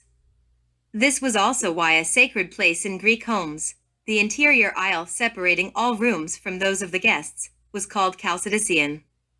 This can also be appreciated in Vitruvius de Architectura, Procopius de Edbecci 5 del Calcidio et della Crypta de Eumachia, and other treatises on construction where the history of this crossing or effective and symbolic Tao was linked to the duties which hospitality imposed to men. The insertion of the vertical phallus in the horizontal uterus makes a cross. Anyone can verify this. If we seriously reflect on the close relationship of the S and the T or Tau cross, we logically conclude that only by means of the crossing of the lingam and the yoni, phallus uterus, with the radical exclusion of the physiological orgasm, can we awaken Kundalini, the igneous serpent of our magical powers. Tempestuous Zeus gathers the clouds, and makes Olympus tremble, his lightning bolts. South ride among this suffering humanity, and form a cross. The celestial fire and the earthly fire, the potential or virtual fohat, which gathers or separates, creates or kills, enlivens or destroys, make a cross. Son of the sun which generates it, server of anyone who liberates and maintains it, the divine fire, fallen, decadent, imprisoned in matter, leads amazing and extraordinary revolutions and carries on its own redemption. It is Jesus on the cross, the marvelous image of igneous radiation that is incarnated in all of nature. It has been since the dawn of the great day, the immolated Agnes, and is also the famous Huhuioti, the old god of fire, represented in the ancient Teotihuacan culture as an old man carrying a huge brazier on his millenary head. The god of sexual fire represents, unquestionably, one of the most ancient traditions of the Maya and the Nahua peoples. Like the sacred brazier used to light up the fire in the center of the home and Aztec temple, he is the deity of the center, directly related to the four cardinal points of the world. Thus, it is quite normal to find that the hierophants of the god of the flame have on them the mystical shape of the Holy Cross. This also decorated the incense burners, the Taimati, hands of fire, with which the priests incensed the holy gods. Such an ancient god, very similar to Agni, the Vedic deity of fire, obviously has some variances. He is called Xiaotlicutli, whose deeper meaning is Lord of the Year, Lord of the Herbs, and Lord of the Turquoise. The root of this word, Zayuwitl, and its different pronunciations means these three things. Such variants can be appreciated in the many pantheons of Mesoamerica. It is not surprising then that such deity is represented carrying a sort of blue mitre on his head. A precious mosaic of turquoises gives it a delicate shape, which was a distinctive feature of the powerful kings of the great Mexican civilization. His Nahual or esoteric disguise is Xiaocopl or the serpent of fire, Kundalini. Earmarked by its precious horn on the nose, decorated with 7 ineffable stars. In the Nahua and Maya beliefs, the sacred swastika of the great mysteries was always defined as the moving cross.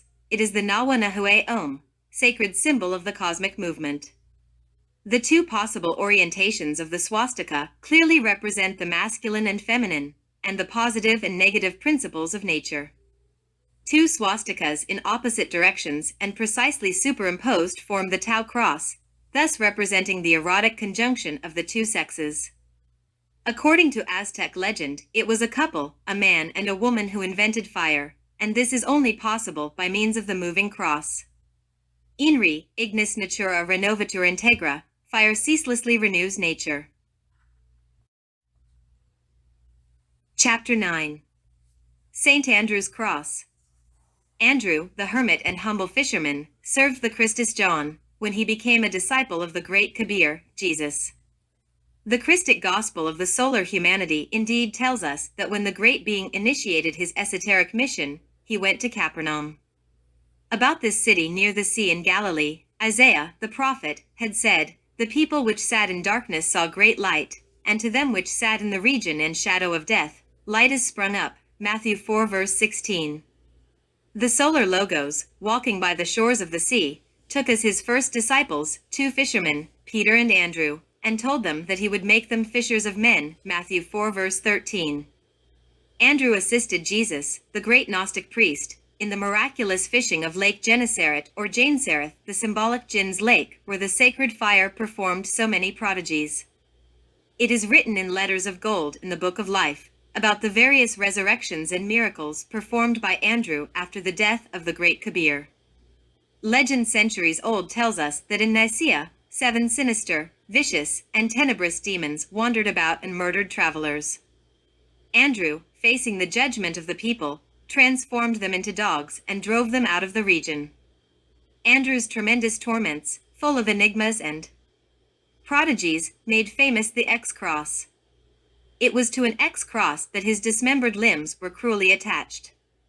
We can and we must assert that this symbolic X, which is indeed a Greek K, was, is, and will always be one of the most valuable symbols of Christic esotericism. Many mystical fraternities adopted Andrew's magical sign, the X, Christos, or the fish.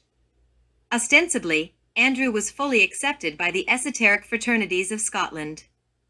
It goes without saying, in this Christmas message 1974 to 1975, that such institutions have a plant as their emblem, the thistle. For many centuries, there existed in Scotland various occult fraternities of St. Andrew of the Thistle. It has been said again and again that extraordinary men like Thomas à Kempis, Geber, Raymond Lully, Nicholas Flamel, Sendivogius, Albert the Great, St. Thomas Aquinas, Vigilius, Roger Bacon, Matthew Cornax, Paracelsus, Arnold of Villanova, and many others, were active members of similar fraternities. If the Immaculate Lamb of God that forgives the sins of the world carries the symbolic cross on the oriflamme just as the Hierophant Jesus does on his bleeding shoulders if he courageously holds it with his hoof, such as some religious images show him, it is because he has the sacred symbol securely nailed in his hoof. Whoever receives the ineffable spirit of the sacred fohat, has it within, and is properly identified by its glorious sign, has certainly in the name of truth nothing to fear of the fire of the elements. These are the authentic sons of the sun, the true disciples of Helios, who have as a guide the star of their ancestors. The sign of the cross, the sublime monogram of our Lord the Christ, from which St. Andrew's cross and the miraculous St. Peter's key are marvelous replicas of equal alchemist and Kabbalist value, is, therefore, the sign which provides the victory to the workers of the great work. The Kabbalist Hebrew tree of life is placed in the central crossing of the Palenque cross.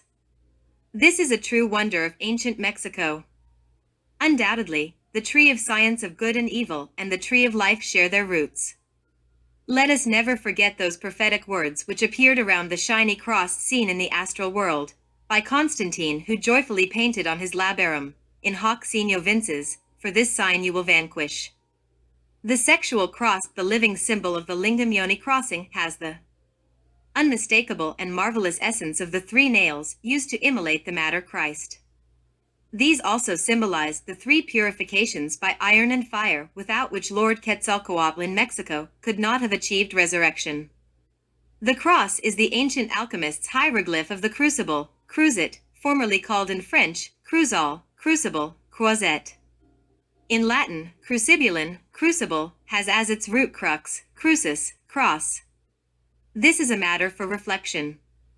It is in the crucible where the prima materia of the great work suffers with an infinite patience, the passion of the Lord. In the erotic crucible of sexual alchemy, the ego dies and the phoenix bird is reborn from among its own ashes. Inri, in nescis renascer integer. In death to be reborn, pure and intact. In victory, death is immersed. Where is, O death, your sting? Where is, O grave, your victory? Roger Bacon, in his great work Azoth, a book very similar to the Azog of the powerful Oriental wisdom, shows, in a transcendental engraving, the first stage of the alchemist process, by means of a decomposed corpse lying down in the wonderful retort of alchemy. The shining sun, the pale moon and the various planets of our Or's solar system with its correspondent alchemist signs totally dominate the scene. It is rather strange to see that corpse lifting his head as if willing to resuscitate from among the dead.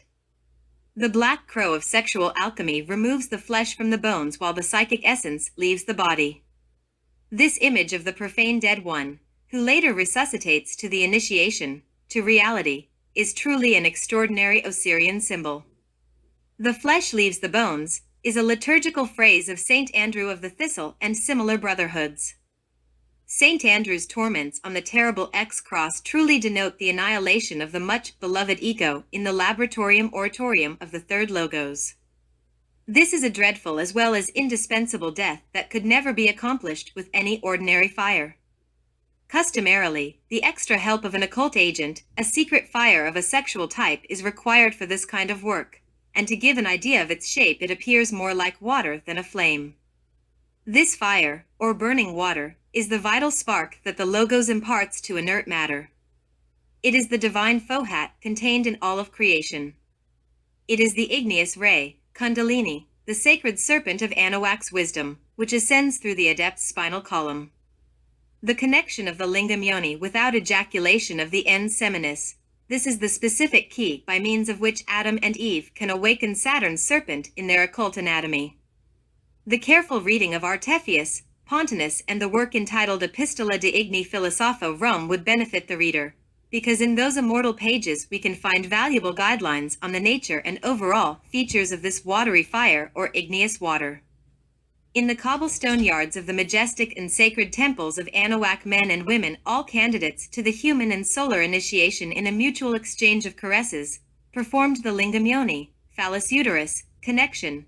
They then withdrew from the chemical coitus without ejaculation of the ens seminis, the seminal entity. This is how they achieved the awakening of the Saturnian serpent. The sexual transmutation of the ens seminis into creative energy is truly the fundamental axiom of Hermetic science. The bipolarization of this extraordinary kind of energy within the human organism has been, since ancient times, carefully studied in all colleges of initiation of Mexico, Peru, Egypt, Yucatan, Greece, India, Tibet, Phoenicia, Persia, Chaldea, Troy, Carthage, and others. The miraculous ascent of the seminal energy to the brain is made possible by a pair of nerve fibers which, taking the shape of an 8, evolve at the left and the right of the spinal cord.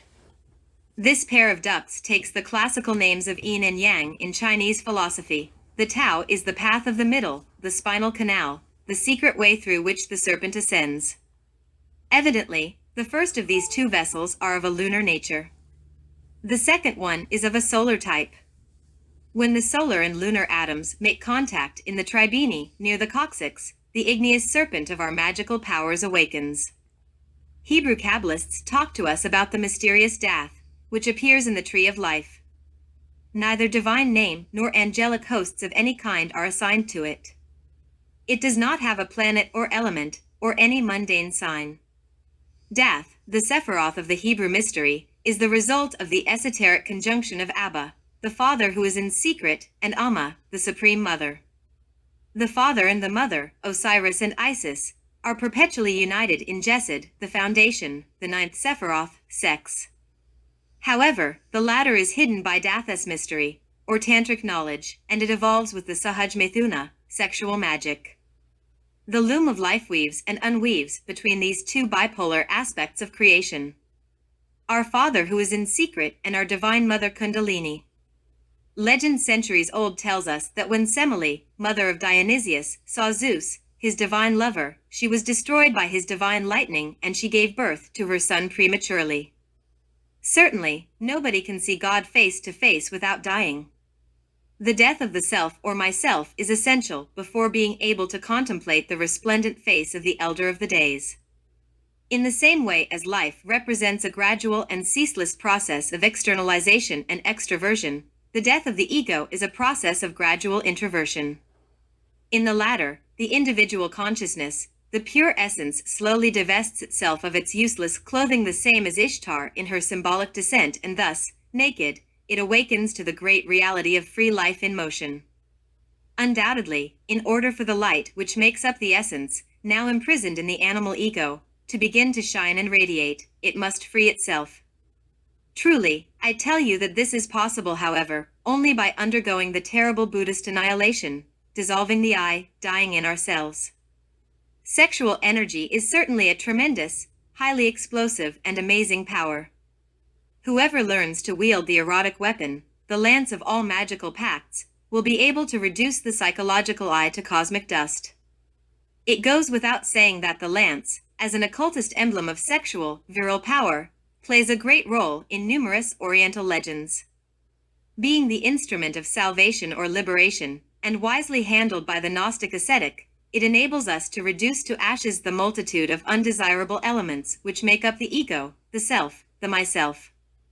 In the Passion of our Lord the Christ, Longinus plays the same role as Saint Michael and St. George. Among the pagans, Cadmus, Perseus, and Jason have similar duties.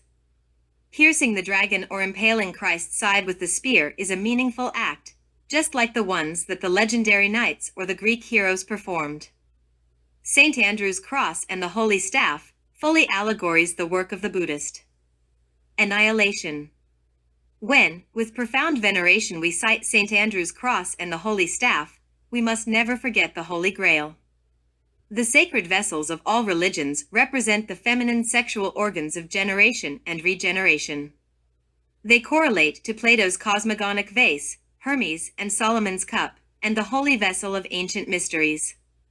The mother of our own flesh, or the woman serpent, is revered in all Mexican traditions, which represent her, fallen from her primeval state of joy and innocence. According to Zoroastrian books, the first man and the first woman were created pure and obedient by Ormuzd, their maker. Ahriman saw them and felt jealous of their happiness. Disguised as a snake, he offered them some fruit, and convinced them that he was the creator of the universe. They believed him, and since then, their nature was totally corrupt. Hindu traditions and monuments support Adam and Eve's story, and their fall. This tradition also exists among Tibetan Buddhists, and was taught by ancient Chinese and Persians. Thus, the original sin is the root of the ego, the causa causorum of the self or myself.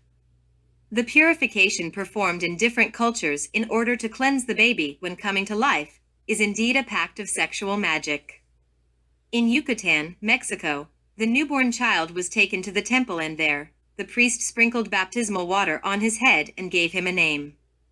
In the Canary Islands, women, instead of priests, had this duty. Adam and Eve are always separated by the trunk of the tree of paradise. In most cases, the serpent coiled around it is depicted with a human head. Only by fulfilling the sexual magic pact, the sacrament of baptism, can the original sin be annihilated so that we may return to paradise. Jachin and Boaz, Urim and Thummim, Apollo and Diana, are certainly the chief columns of the Temple of Wisdom. The Arcanum Azf, the key of the great work, is found in the center of the two columns of the temple. Adoring his divine mother Kundalini, the sacred serpent that ascends along the Tao path, the spinal cord, Goethe exclaimed in total ecstasy. Virgin pure in the most noble sense, mother, worthy of all veneration. Queen by us chosen in equal condition to the gods. Longing to die in himself at that instant, that great initiate, after having totally understood a psychological error, and during the metaphysical copulation, cried with all the forces of his soul. Arrows, pierce me. Spears, submit me. Maces, wound me. May everything disappear. May everything be vanished. May the perennial star, source of eternal love, shine. Understanding and elimination is the key to St. Andrew's cross. This is how we undergo death from instant to instant. It is impossible to radically eliminate a psychological defect without fully understanding it at all levels of the mind. During the chemical coitus, Devi Kundalini, our cosmic particular and individual mother, can and must wield the holy lance, Minerva's staff, Achilles' spear, Longinus' weapon in order to destroy the psychological defect that we have totally understood. Ask and you will be given, knock and it will be opened. Legend says that Lord Quetzalcoatl, in the eve of his fall, said, "They say I will have to leave my rich feathered houses and my houses decorated with snails." The Nahua epics literally says.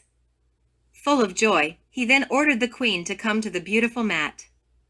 Go and bring with you, Queen Quetzalcoatl, in Hebrew mythology, Eve, who is the joy of my life, so that together we drink, and drink until intoxication.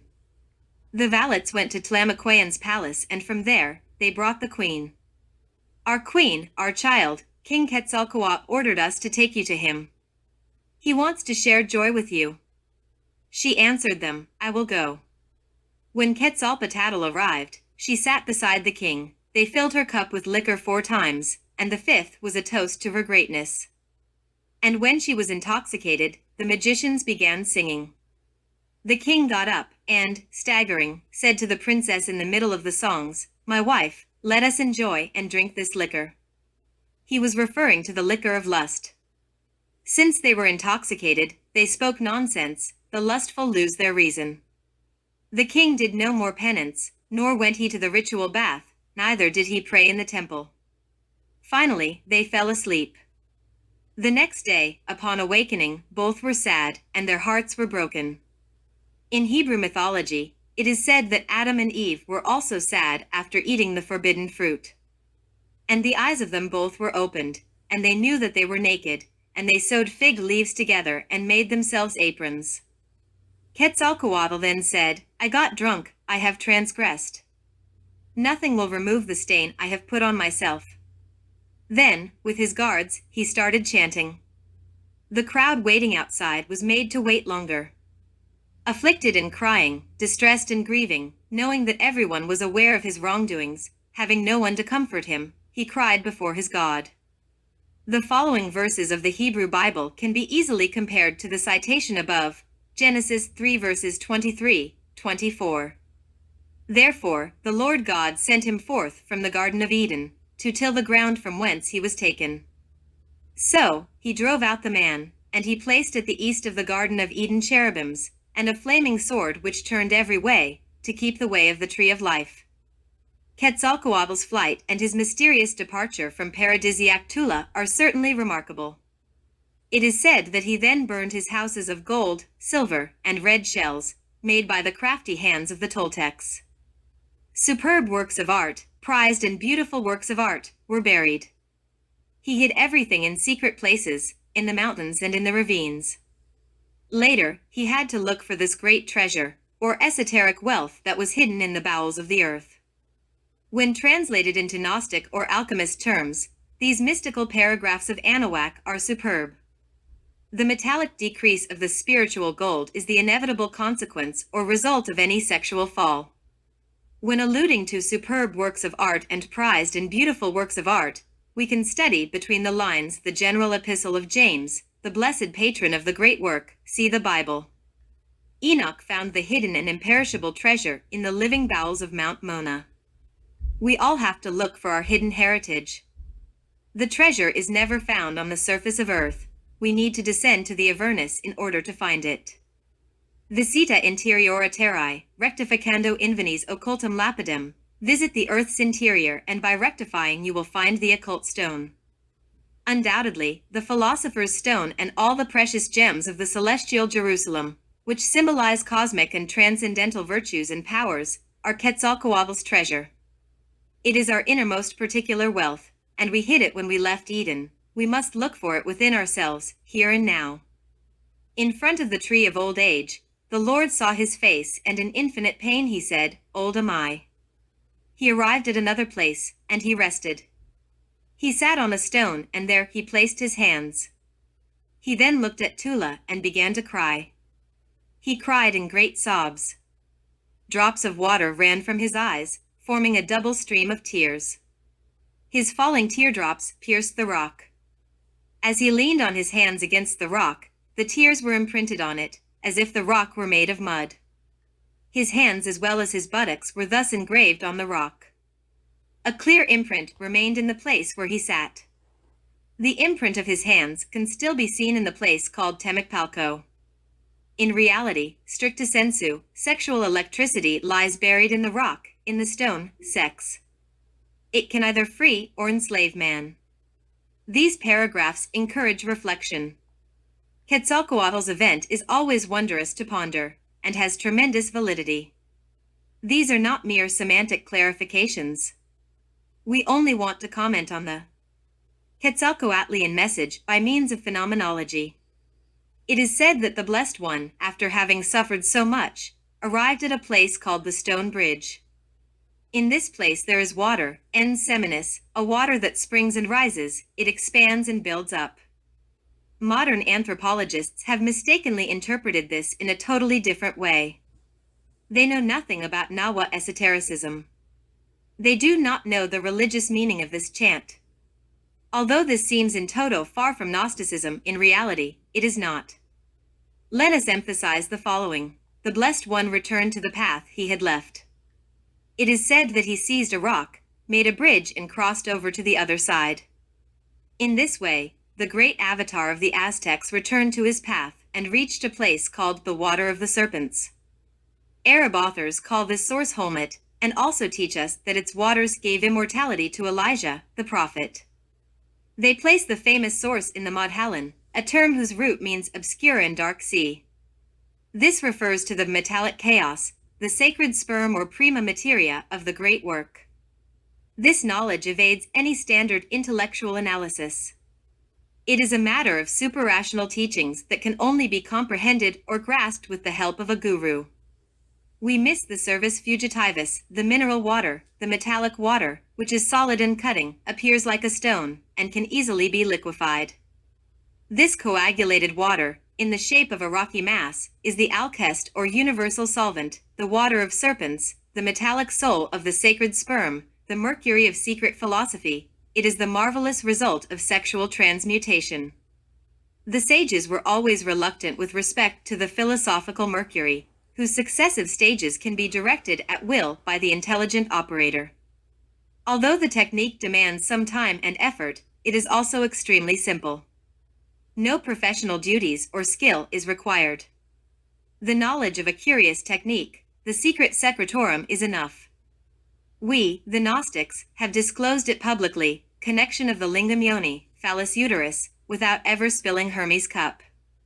Carl Meeg says, at the moment of muscular tension, before the currents are inverted and when the sensation of imminent ejaculation appears, the seminal fluid can be stopped by pushing the tongue as far backwards as possible, and by stopping the breath. The contraction of the muscles of the anus, as if practicing the exercise of concentration in the Muladhara chakra, is recommended. The metallic soul of the sperm is Hermes, or the dying Mercury. He carries the mystical gold, just as Street Christopher carries Jesus, and the Lamb its own fleece.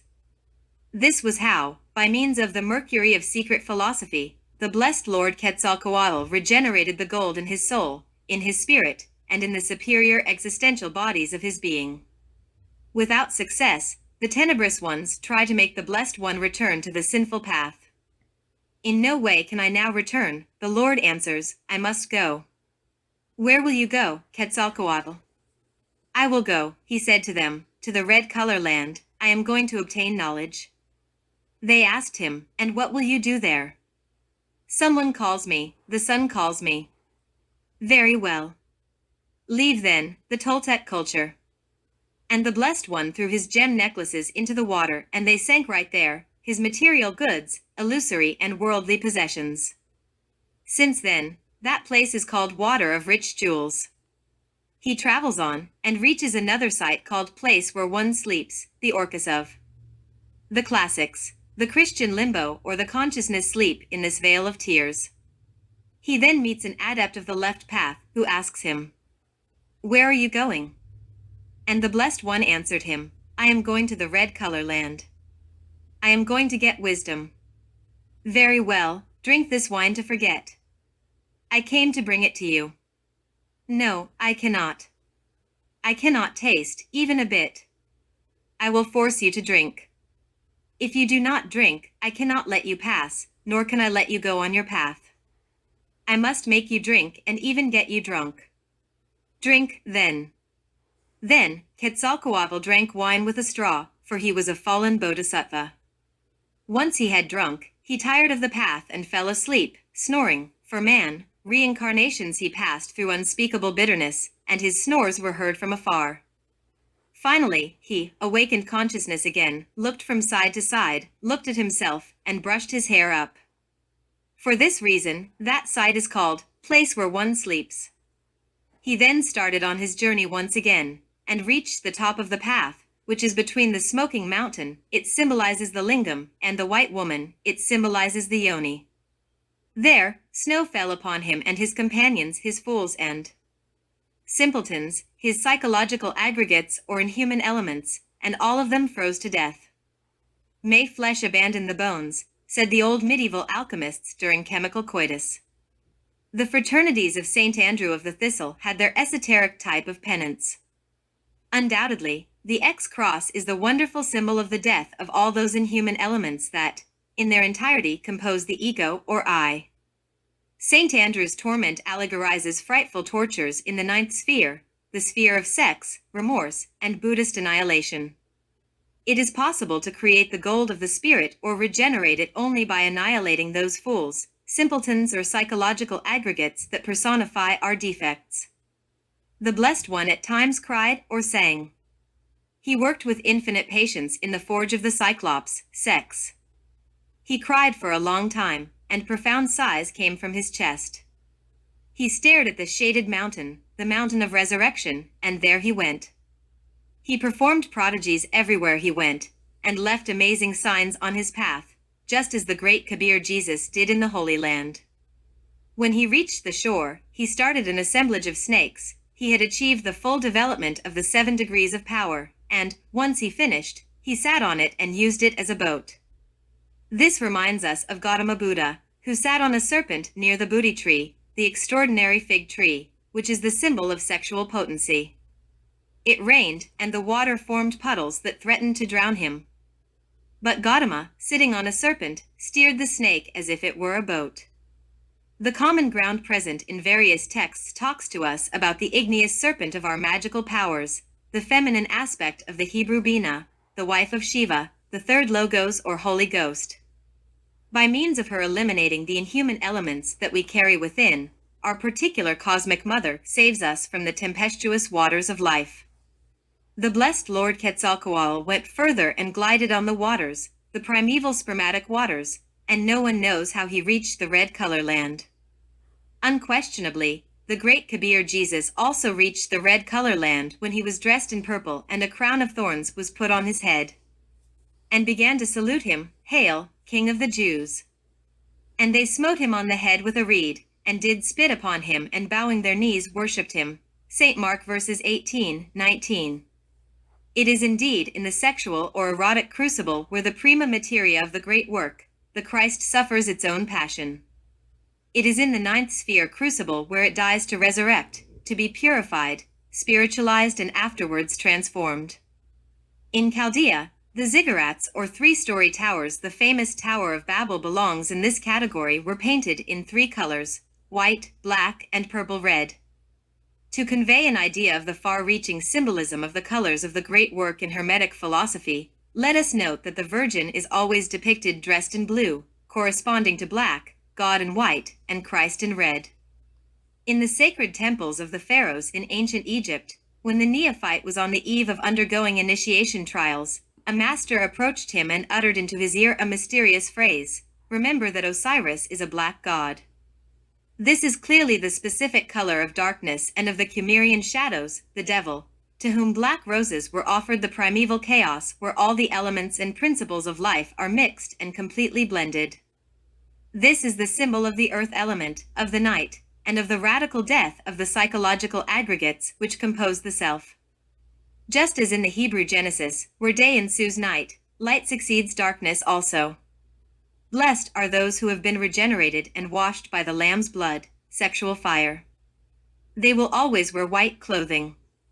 In the sacred land of the pharaohs, Ptah, the regenerator, always wore a white linen tunic, thus pointing out the rebirth of the pure ones, those who have died in themselves. In order to apply our viewpoint about the colors of the prima materia of the great work, in a systematical way, we must remind Gnostic students that, before he reached the red color land, Quetzalcoatl, the Mexican Christ, rightfully wore the yellow tunic. White succeeds black, yellow succeeds white, and the purple color of sacred kings of the solar dynasties always ensues the yellow color. When the Blessed One arrived at the red color land, he put on his shoulders the divine king's purple color and resurrected from among the dead. It is said that he then looked at himself in the waters as in a mirror, the mirror of alchemy. His face was beautiful again, he returned to lost paradise. He then put on the most beautiful clothes, and, having lit a fire, he threw himself into it. The sexual fire completely annihilated his psychological eye, not even the ashes remained. Precious feathered birds, the birds of the spirit, came to see him burning, the red pole, the turquoise-colored bird, the sunflower bird, the blue-red bird, the golden-yellow bird, and 1,000 other precious birds. When the fire stopped burning, he completed the great work, his heart rose and reached heaven. There, he became a star. That star is the star of dawn and of dusk. He had previously descended to the kingdom of the dead and, having been there for 7 days, he became a star. The initiator always hands us the mirror of alchemy with one hand, while he holds a Malthia's horn with the other. To his side, we see the tree of life, which the Hebrew Kabbalists study so intensely. The mirror always symbolizes the beginning of the great work, the tree of life points out its end, and the plenty's horn symbolizes the results. Quetzalcoatl transformed the devil, the raw and coarse, crude stone, into Lucifer, the cornerstone of the great work, the archangel of light or the morning star. The devil, the reflection of our inner logoi, was the most sublime creature before we fell down to animal generation. Burn your books and polish your brass, the masters of the Hermetic arts repeatedly remind us. The blessed one, when passing through the torments of the brothers of the fraternity of the thistle, polished the devil, and he turned it into his primeval shining state. Whoever dies in himself, here and now, frees the enchained Prometheus. The latter pays him in excess, because he is a colossus who has power over heaven, earth, and the infernos. Lucifer Prometheus, when totally integrated with all the parts of our being, converts one into something different, an exotic being, an archangel, or a mighty and divine power.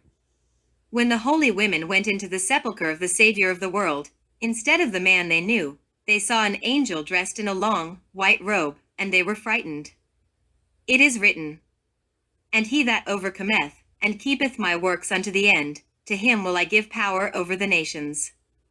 And he shall rule them with a rod of iron, as the vessels of a potter shall they be broken to shivers, even as I received of my Father. And I will give him the morning star, Venus Lucifer." Heinrich Kunrith writes in his Amphitheatrum Sapientiae Aeterni, "Finally, when the work has passed from an ashy to a white color, and then to yellow, you will see the philosopher's stone, the sighted archangel, our king, the third Logos, who rises over his dominators, and leaves the glass sepulchre.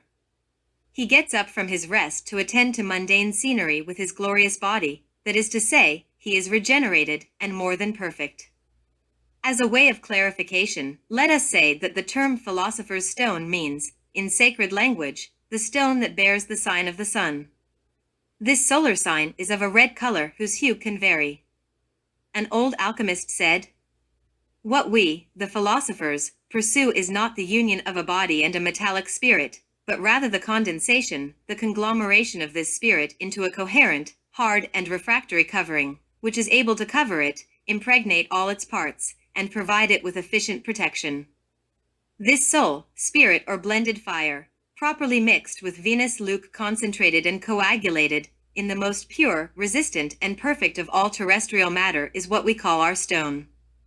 We can warrant that any enterprise that is neither guided by this spirit nor founded in this matter will never lead to the proposed goal." Chapter 10. Gnostic Anthropology. Since Gnostic studies have substantially progressed in recent years, no one would make the naive mistake as in the past of ascribing the Gnostic teachings to an exclusive spiritual tendency. Although we must certainly take into account the Hellenistic, Oriental elements of any Gnostic system and the ones coming from Persia, Mesopotamia, Syria, India, Palestine, Egypt, etc., we cannot ignore the Gnostic principles present in the sublime religious cults of the Nahuas, Toltecs, Aztecs, Zapotecs, Mayans, Chibchas, Incas, Quechuas, and others in pre-Columbian America. Frankly speaking, let us say that gnosis is a very natural function of the consciousness. It is a philosophia perennis et universalis. Gnosis is certainly the knowledge of divine mysteries that illuminates, and this is reserved for an elite. The word Gnosticism conveys, in its grammatical structure, the idea related to systems or currents dedicated to the study of gnosis.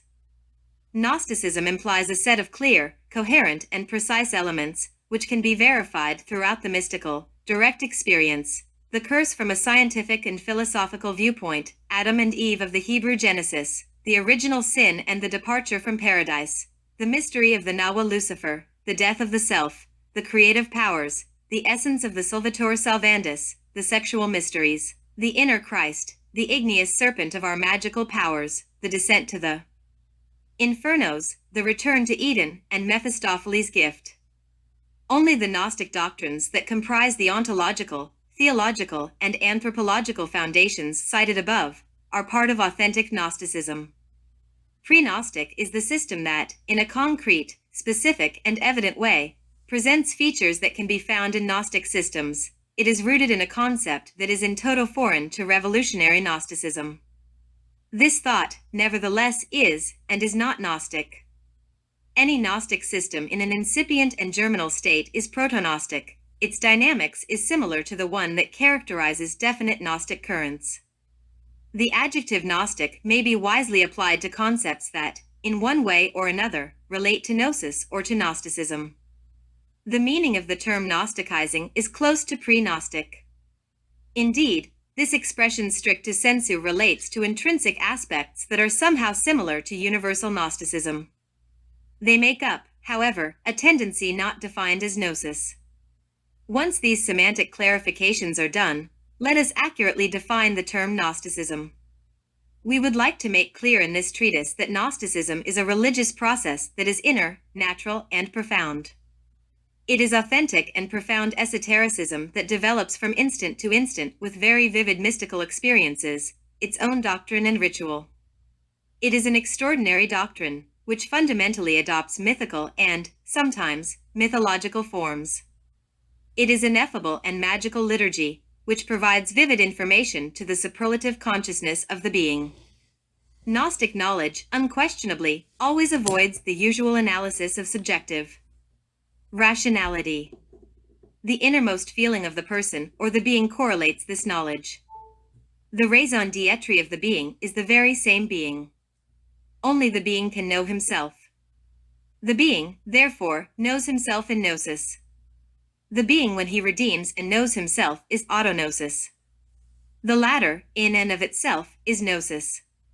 The being's self-knowledge is suprarational dynamics. It relies on him and has nothing to do with the intellect. The abyss that exists between the being and the I is impassable.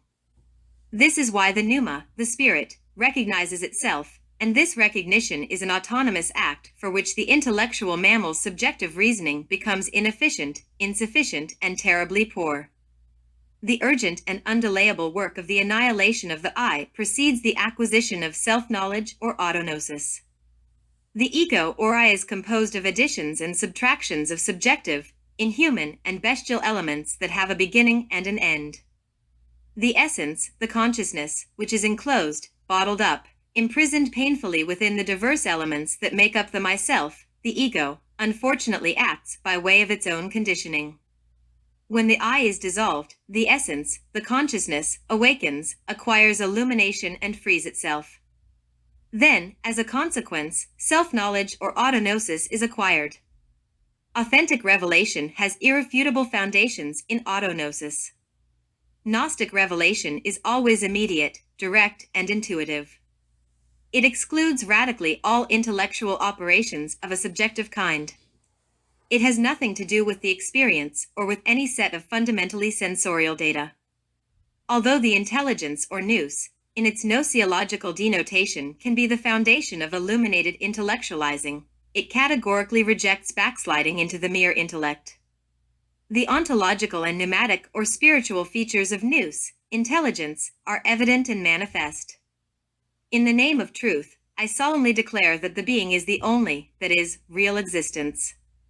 Before his ineffable and tremendously divine purity, that which we call the I or ego, the myself or self, is merely outer darkness, cries, and gnashing of teeth.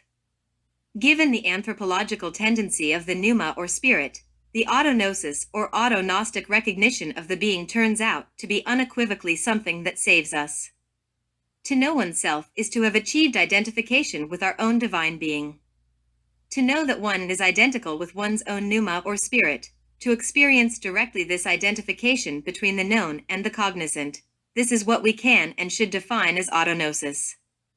This extraordinary unveiling moves us to die in ourselves, so that the being can manifest in us. In contrast, to drift away from the being, to continue as ego, in the heresy of separateness, means condemning oneself to the submerged involution of the infernal worlds. This conclusive reflection leads to the topic of Gnostic free choice. The serious Gnostic person is unquestionably a chosen one a posteriori. The Gnostic experience allows the sincere devotee to know himself totally, and to achieve self-realization. Here, self-realization must be understood as the harmonious development of the infinite human potential. This is not a matter of intellectual data randomly arranged, neither is it mere unsubstantiated wordiness or ambiguous chatter. Everything we say in these paragraphs has to be transformed into living, real authentic experience. The orthodox dogma of predetermination that would imprison us, lamentably, in a narrow conception of the anthropomorphic deity, is absent from Gnostic tendencies. God in Greek is Theo, in Latin Deus, and in Sanskrit Dev or Deva, a term that translated means angel or angels. Among the most conservative Semite peoples, the most ancient god of light, El or Flu, appears in the first chapters of Genesis in its plural and synthetic form, Elohim. God is not a particular human or divine individual.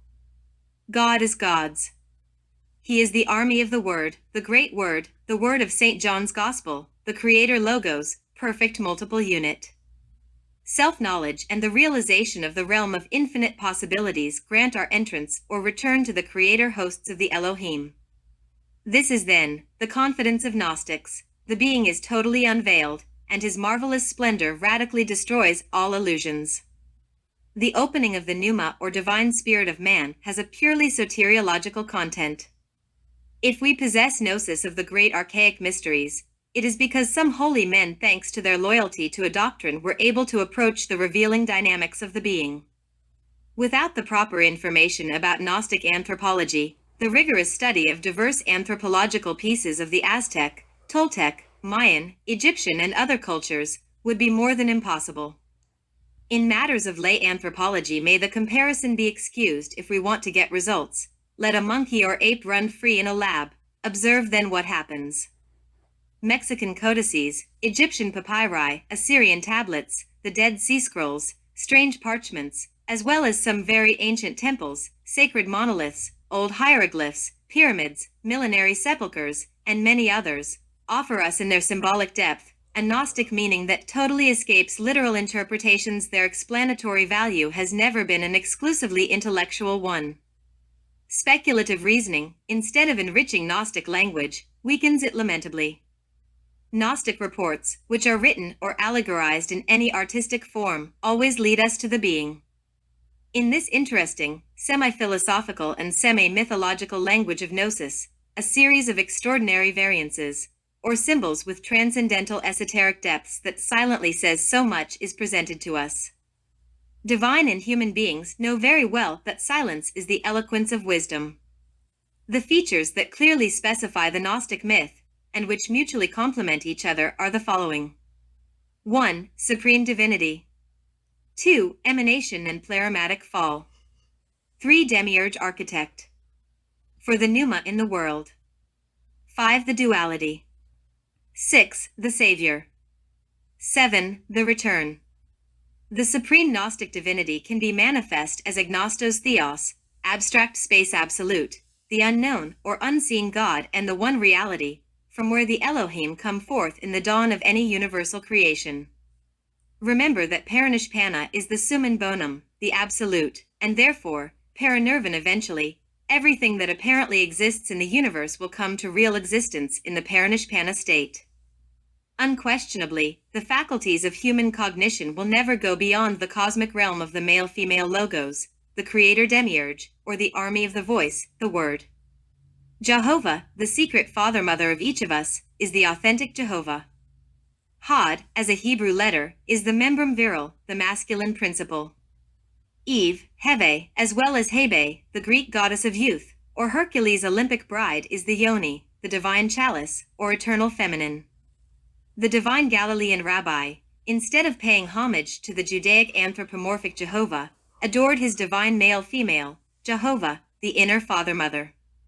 The Blessed One, crucified in the Mount of the Skulls, proclaimed in a loud voice, Father, into thy hands I commend my spirit. Ramayo, Isis, his divine mother Kundalini accompanied him in the Via Crucis. All nations' first god or gods were androgynous.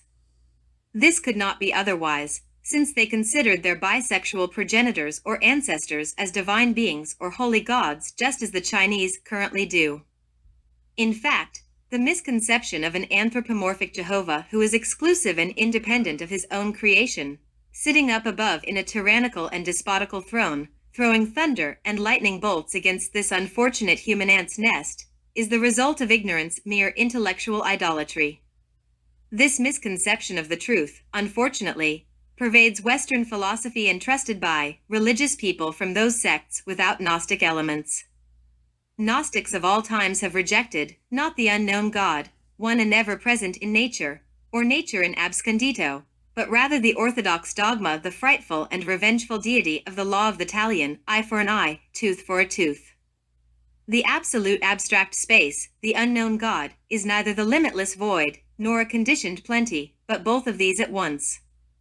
The esotericist Gnostic accepts revelation as coming from divine beings, from manifested lives, but never from the one not manifested life. The unknown deity is the absolute abstract space, the rootless root of everything that has been, is, and will be. This infinite and eternal cause is deprived of any type of attributes. It is negative light, negative existence, and it is beyond the reach of any thought or speculation. The Gnostic myth of Valentinus that, in a specific way, teaches us about the 30 plurimatic eons, mysteriously coming forth from the absolute abstract space by successive and ordered emanations in perfect couples, must be used as the archetype or model of the monist myth. The latter, in a more or less evident form, is present in definite Gnostic systems. This transcendental topic of the probole basically leads us to a ternary division of divinity, the agnostos theos, the demiurge, and the profather. The divine world, the glorious environment of the pleroma, came forth directly from the negative light, or negative existence. Finally, the nous, pneuma or spirit contains in itself infinite possibilities, which may develop during this manifestation. The fall and the multiplicity have been born between the extraordinary boundaries of the being and not being of philosophy. The Gnostic myth of Sophia's divine wisdom fall solemnly allegorizes this terrible disturbance in the heart of the pleroma. Desire, fornication, and the ego's desire to thrust forward, all these produce disturbance and disorder. This is an adulterated creation. It unquestionably stays outside the divine realm inside which the essence, the buddhata or psychic material of all humans, remains trapped. The impulse towards the unity of free life in motion can drift away towards the I. In this separateness, it builds up a very bitter world. The fall of degenerated man is the foundation of all ancient nations' theology. According to Philoleo, the Pythagorean, v. century BC, the ancient philosophers said that the psychic material, the essence, was buried in the eye like in a grave, as a punishment for some sin.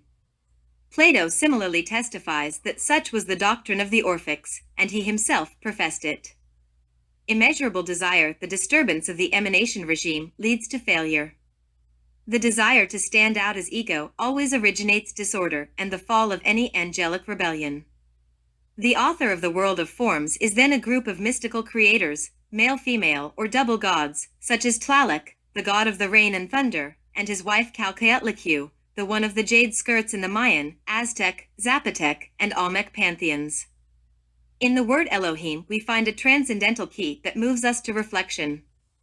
Certainly, Elohim translates as God in various authorized versions of the Bible.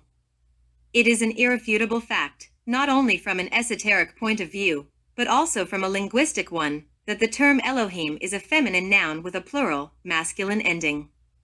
The proper translation stricto sensu of the noun Elohim is gods and goddesses. The spirit of the feminine and masculine principles moved over the surface of chaos, and creation took place. A religion without goddesses is, without question, halfway from total atheism. If we truly want the perfect balance of psychic life, we must render homage to the Elohim, gods and goddesses of ancient times, and not to the anthropomorphic Jehovah whom Jesus the Great Kabir rejected. The idolatrous cult to the anthropomorphic Jehovah in place of Elohim is clearly a powerful hindrance to the achievement of supernormal states of consciousness. Gnostic anthropologists, instead of skeptically laughing just as lay anthropologists do at the representations of gods and goddesses of various Aztec, Mayan, Olmec, Toltec, Inca, Chibcha, Druid, Egyptian, Indian, Chaldean, Phoenician, Mesopotamian, Persian, Roman, and Tibetan pantheons, we prostrate ourselves to the feet of those divinities. In them, we recognize the Elohim creator of the universe. Someone who laughs at what he does not know is on the path to idiocy. The creator demiurge's deviation, the antithesis, fatalism, is the propensity toward egotism, the real origin of so much bitterness. The egoic consciousness identifies with Yahweh, who, according to Sacumus of Antioch, is a fallen angel, a genie of evil. The essence, the consciousness, bottled up in the ego, painfully proceeds in time, depending on its own conditioning. This situation, not very pleasant indeed, is ceaselessly repeated in Gnostic accounts of the pneuma. Needless to emphasize the law, the world, and the abyss, all these cruelly submit the latter. The weakness and impotency of the poor intellectual mammal, mistakenly called man, to rise up from the mud of the earth without the assistance of the divine, is evident. There is a common saying, God helps those who help themselves. Only the imperishable igneous ray, enclosed in the depth of the obscure, rigid, and formless substance, can reduce the ego to cosmic dust in order to free the consciousness, the essence. Passionately, we state that only the divine breath can revert us to truth. This, however, is possible only by means of conscious works and voluntary sufferings. The possession of gnosis is always associated with some attitude of astonishment or marvel before this illusory Maya world. The authentic Gnostic wants a definite change, feeling within the secret impulses of the being. Anguish, rejection, and embarrassment, before the diverse infrahuman elements which compose the I, ensue. Whoever longs to merge in the being carries the curse and dismay of the horrors of the self. To contemplate oneself as a moment of totality is to know oneself infinite and to reject with all the forces of the being, the disgusting egotism of separateness. Two psychological states are open to the resolute Gnostic. A. The being's state, transparent, crystalline, impersonal, real, and truthful. B. The I's state, a set of psychic aggregates that personify defects, whose only reason of existence is ignorance. The superior I and inferior I are only two sections of one thing. They are different aspects of the self, facets of hell. The sinister, malevolent, and tenebrous I, be it superior, middle, or inferior, is an addition, subtraction, and continuous multiplication of inhuman psychic aggregates. The so-called superior I is certainly a trick of the self, an intellectual ruse of the ego, who seeks getaways to continue its existence. It is a subtle way of self-deception.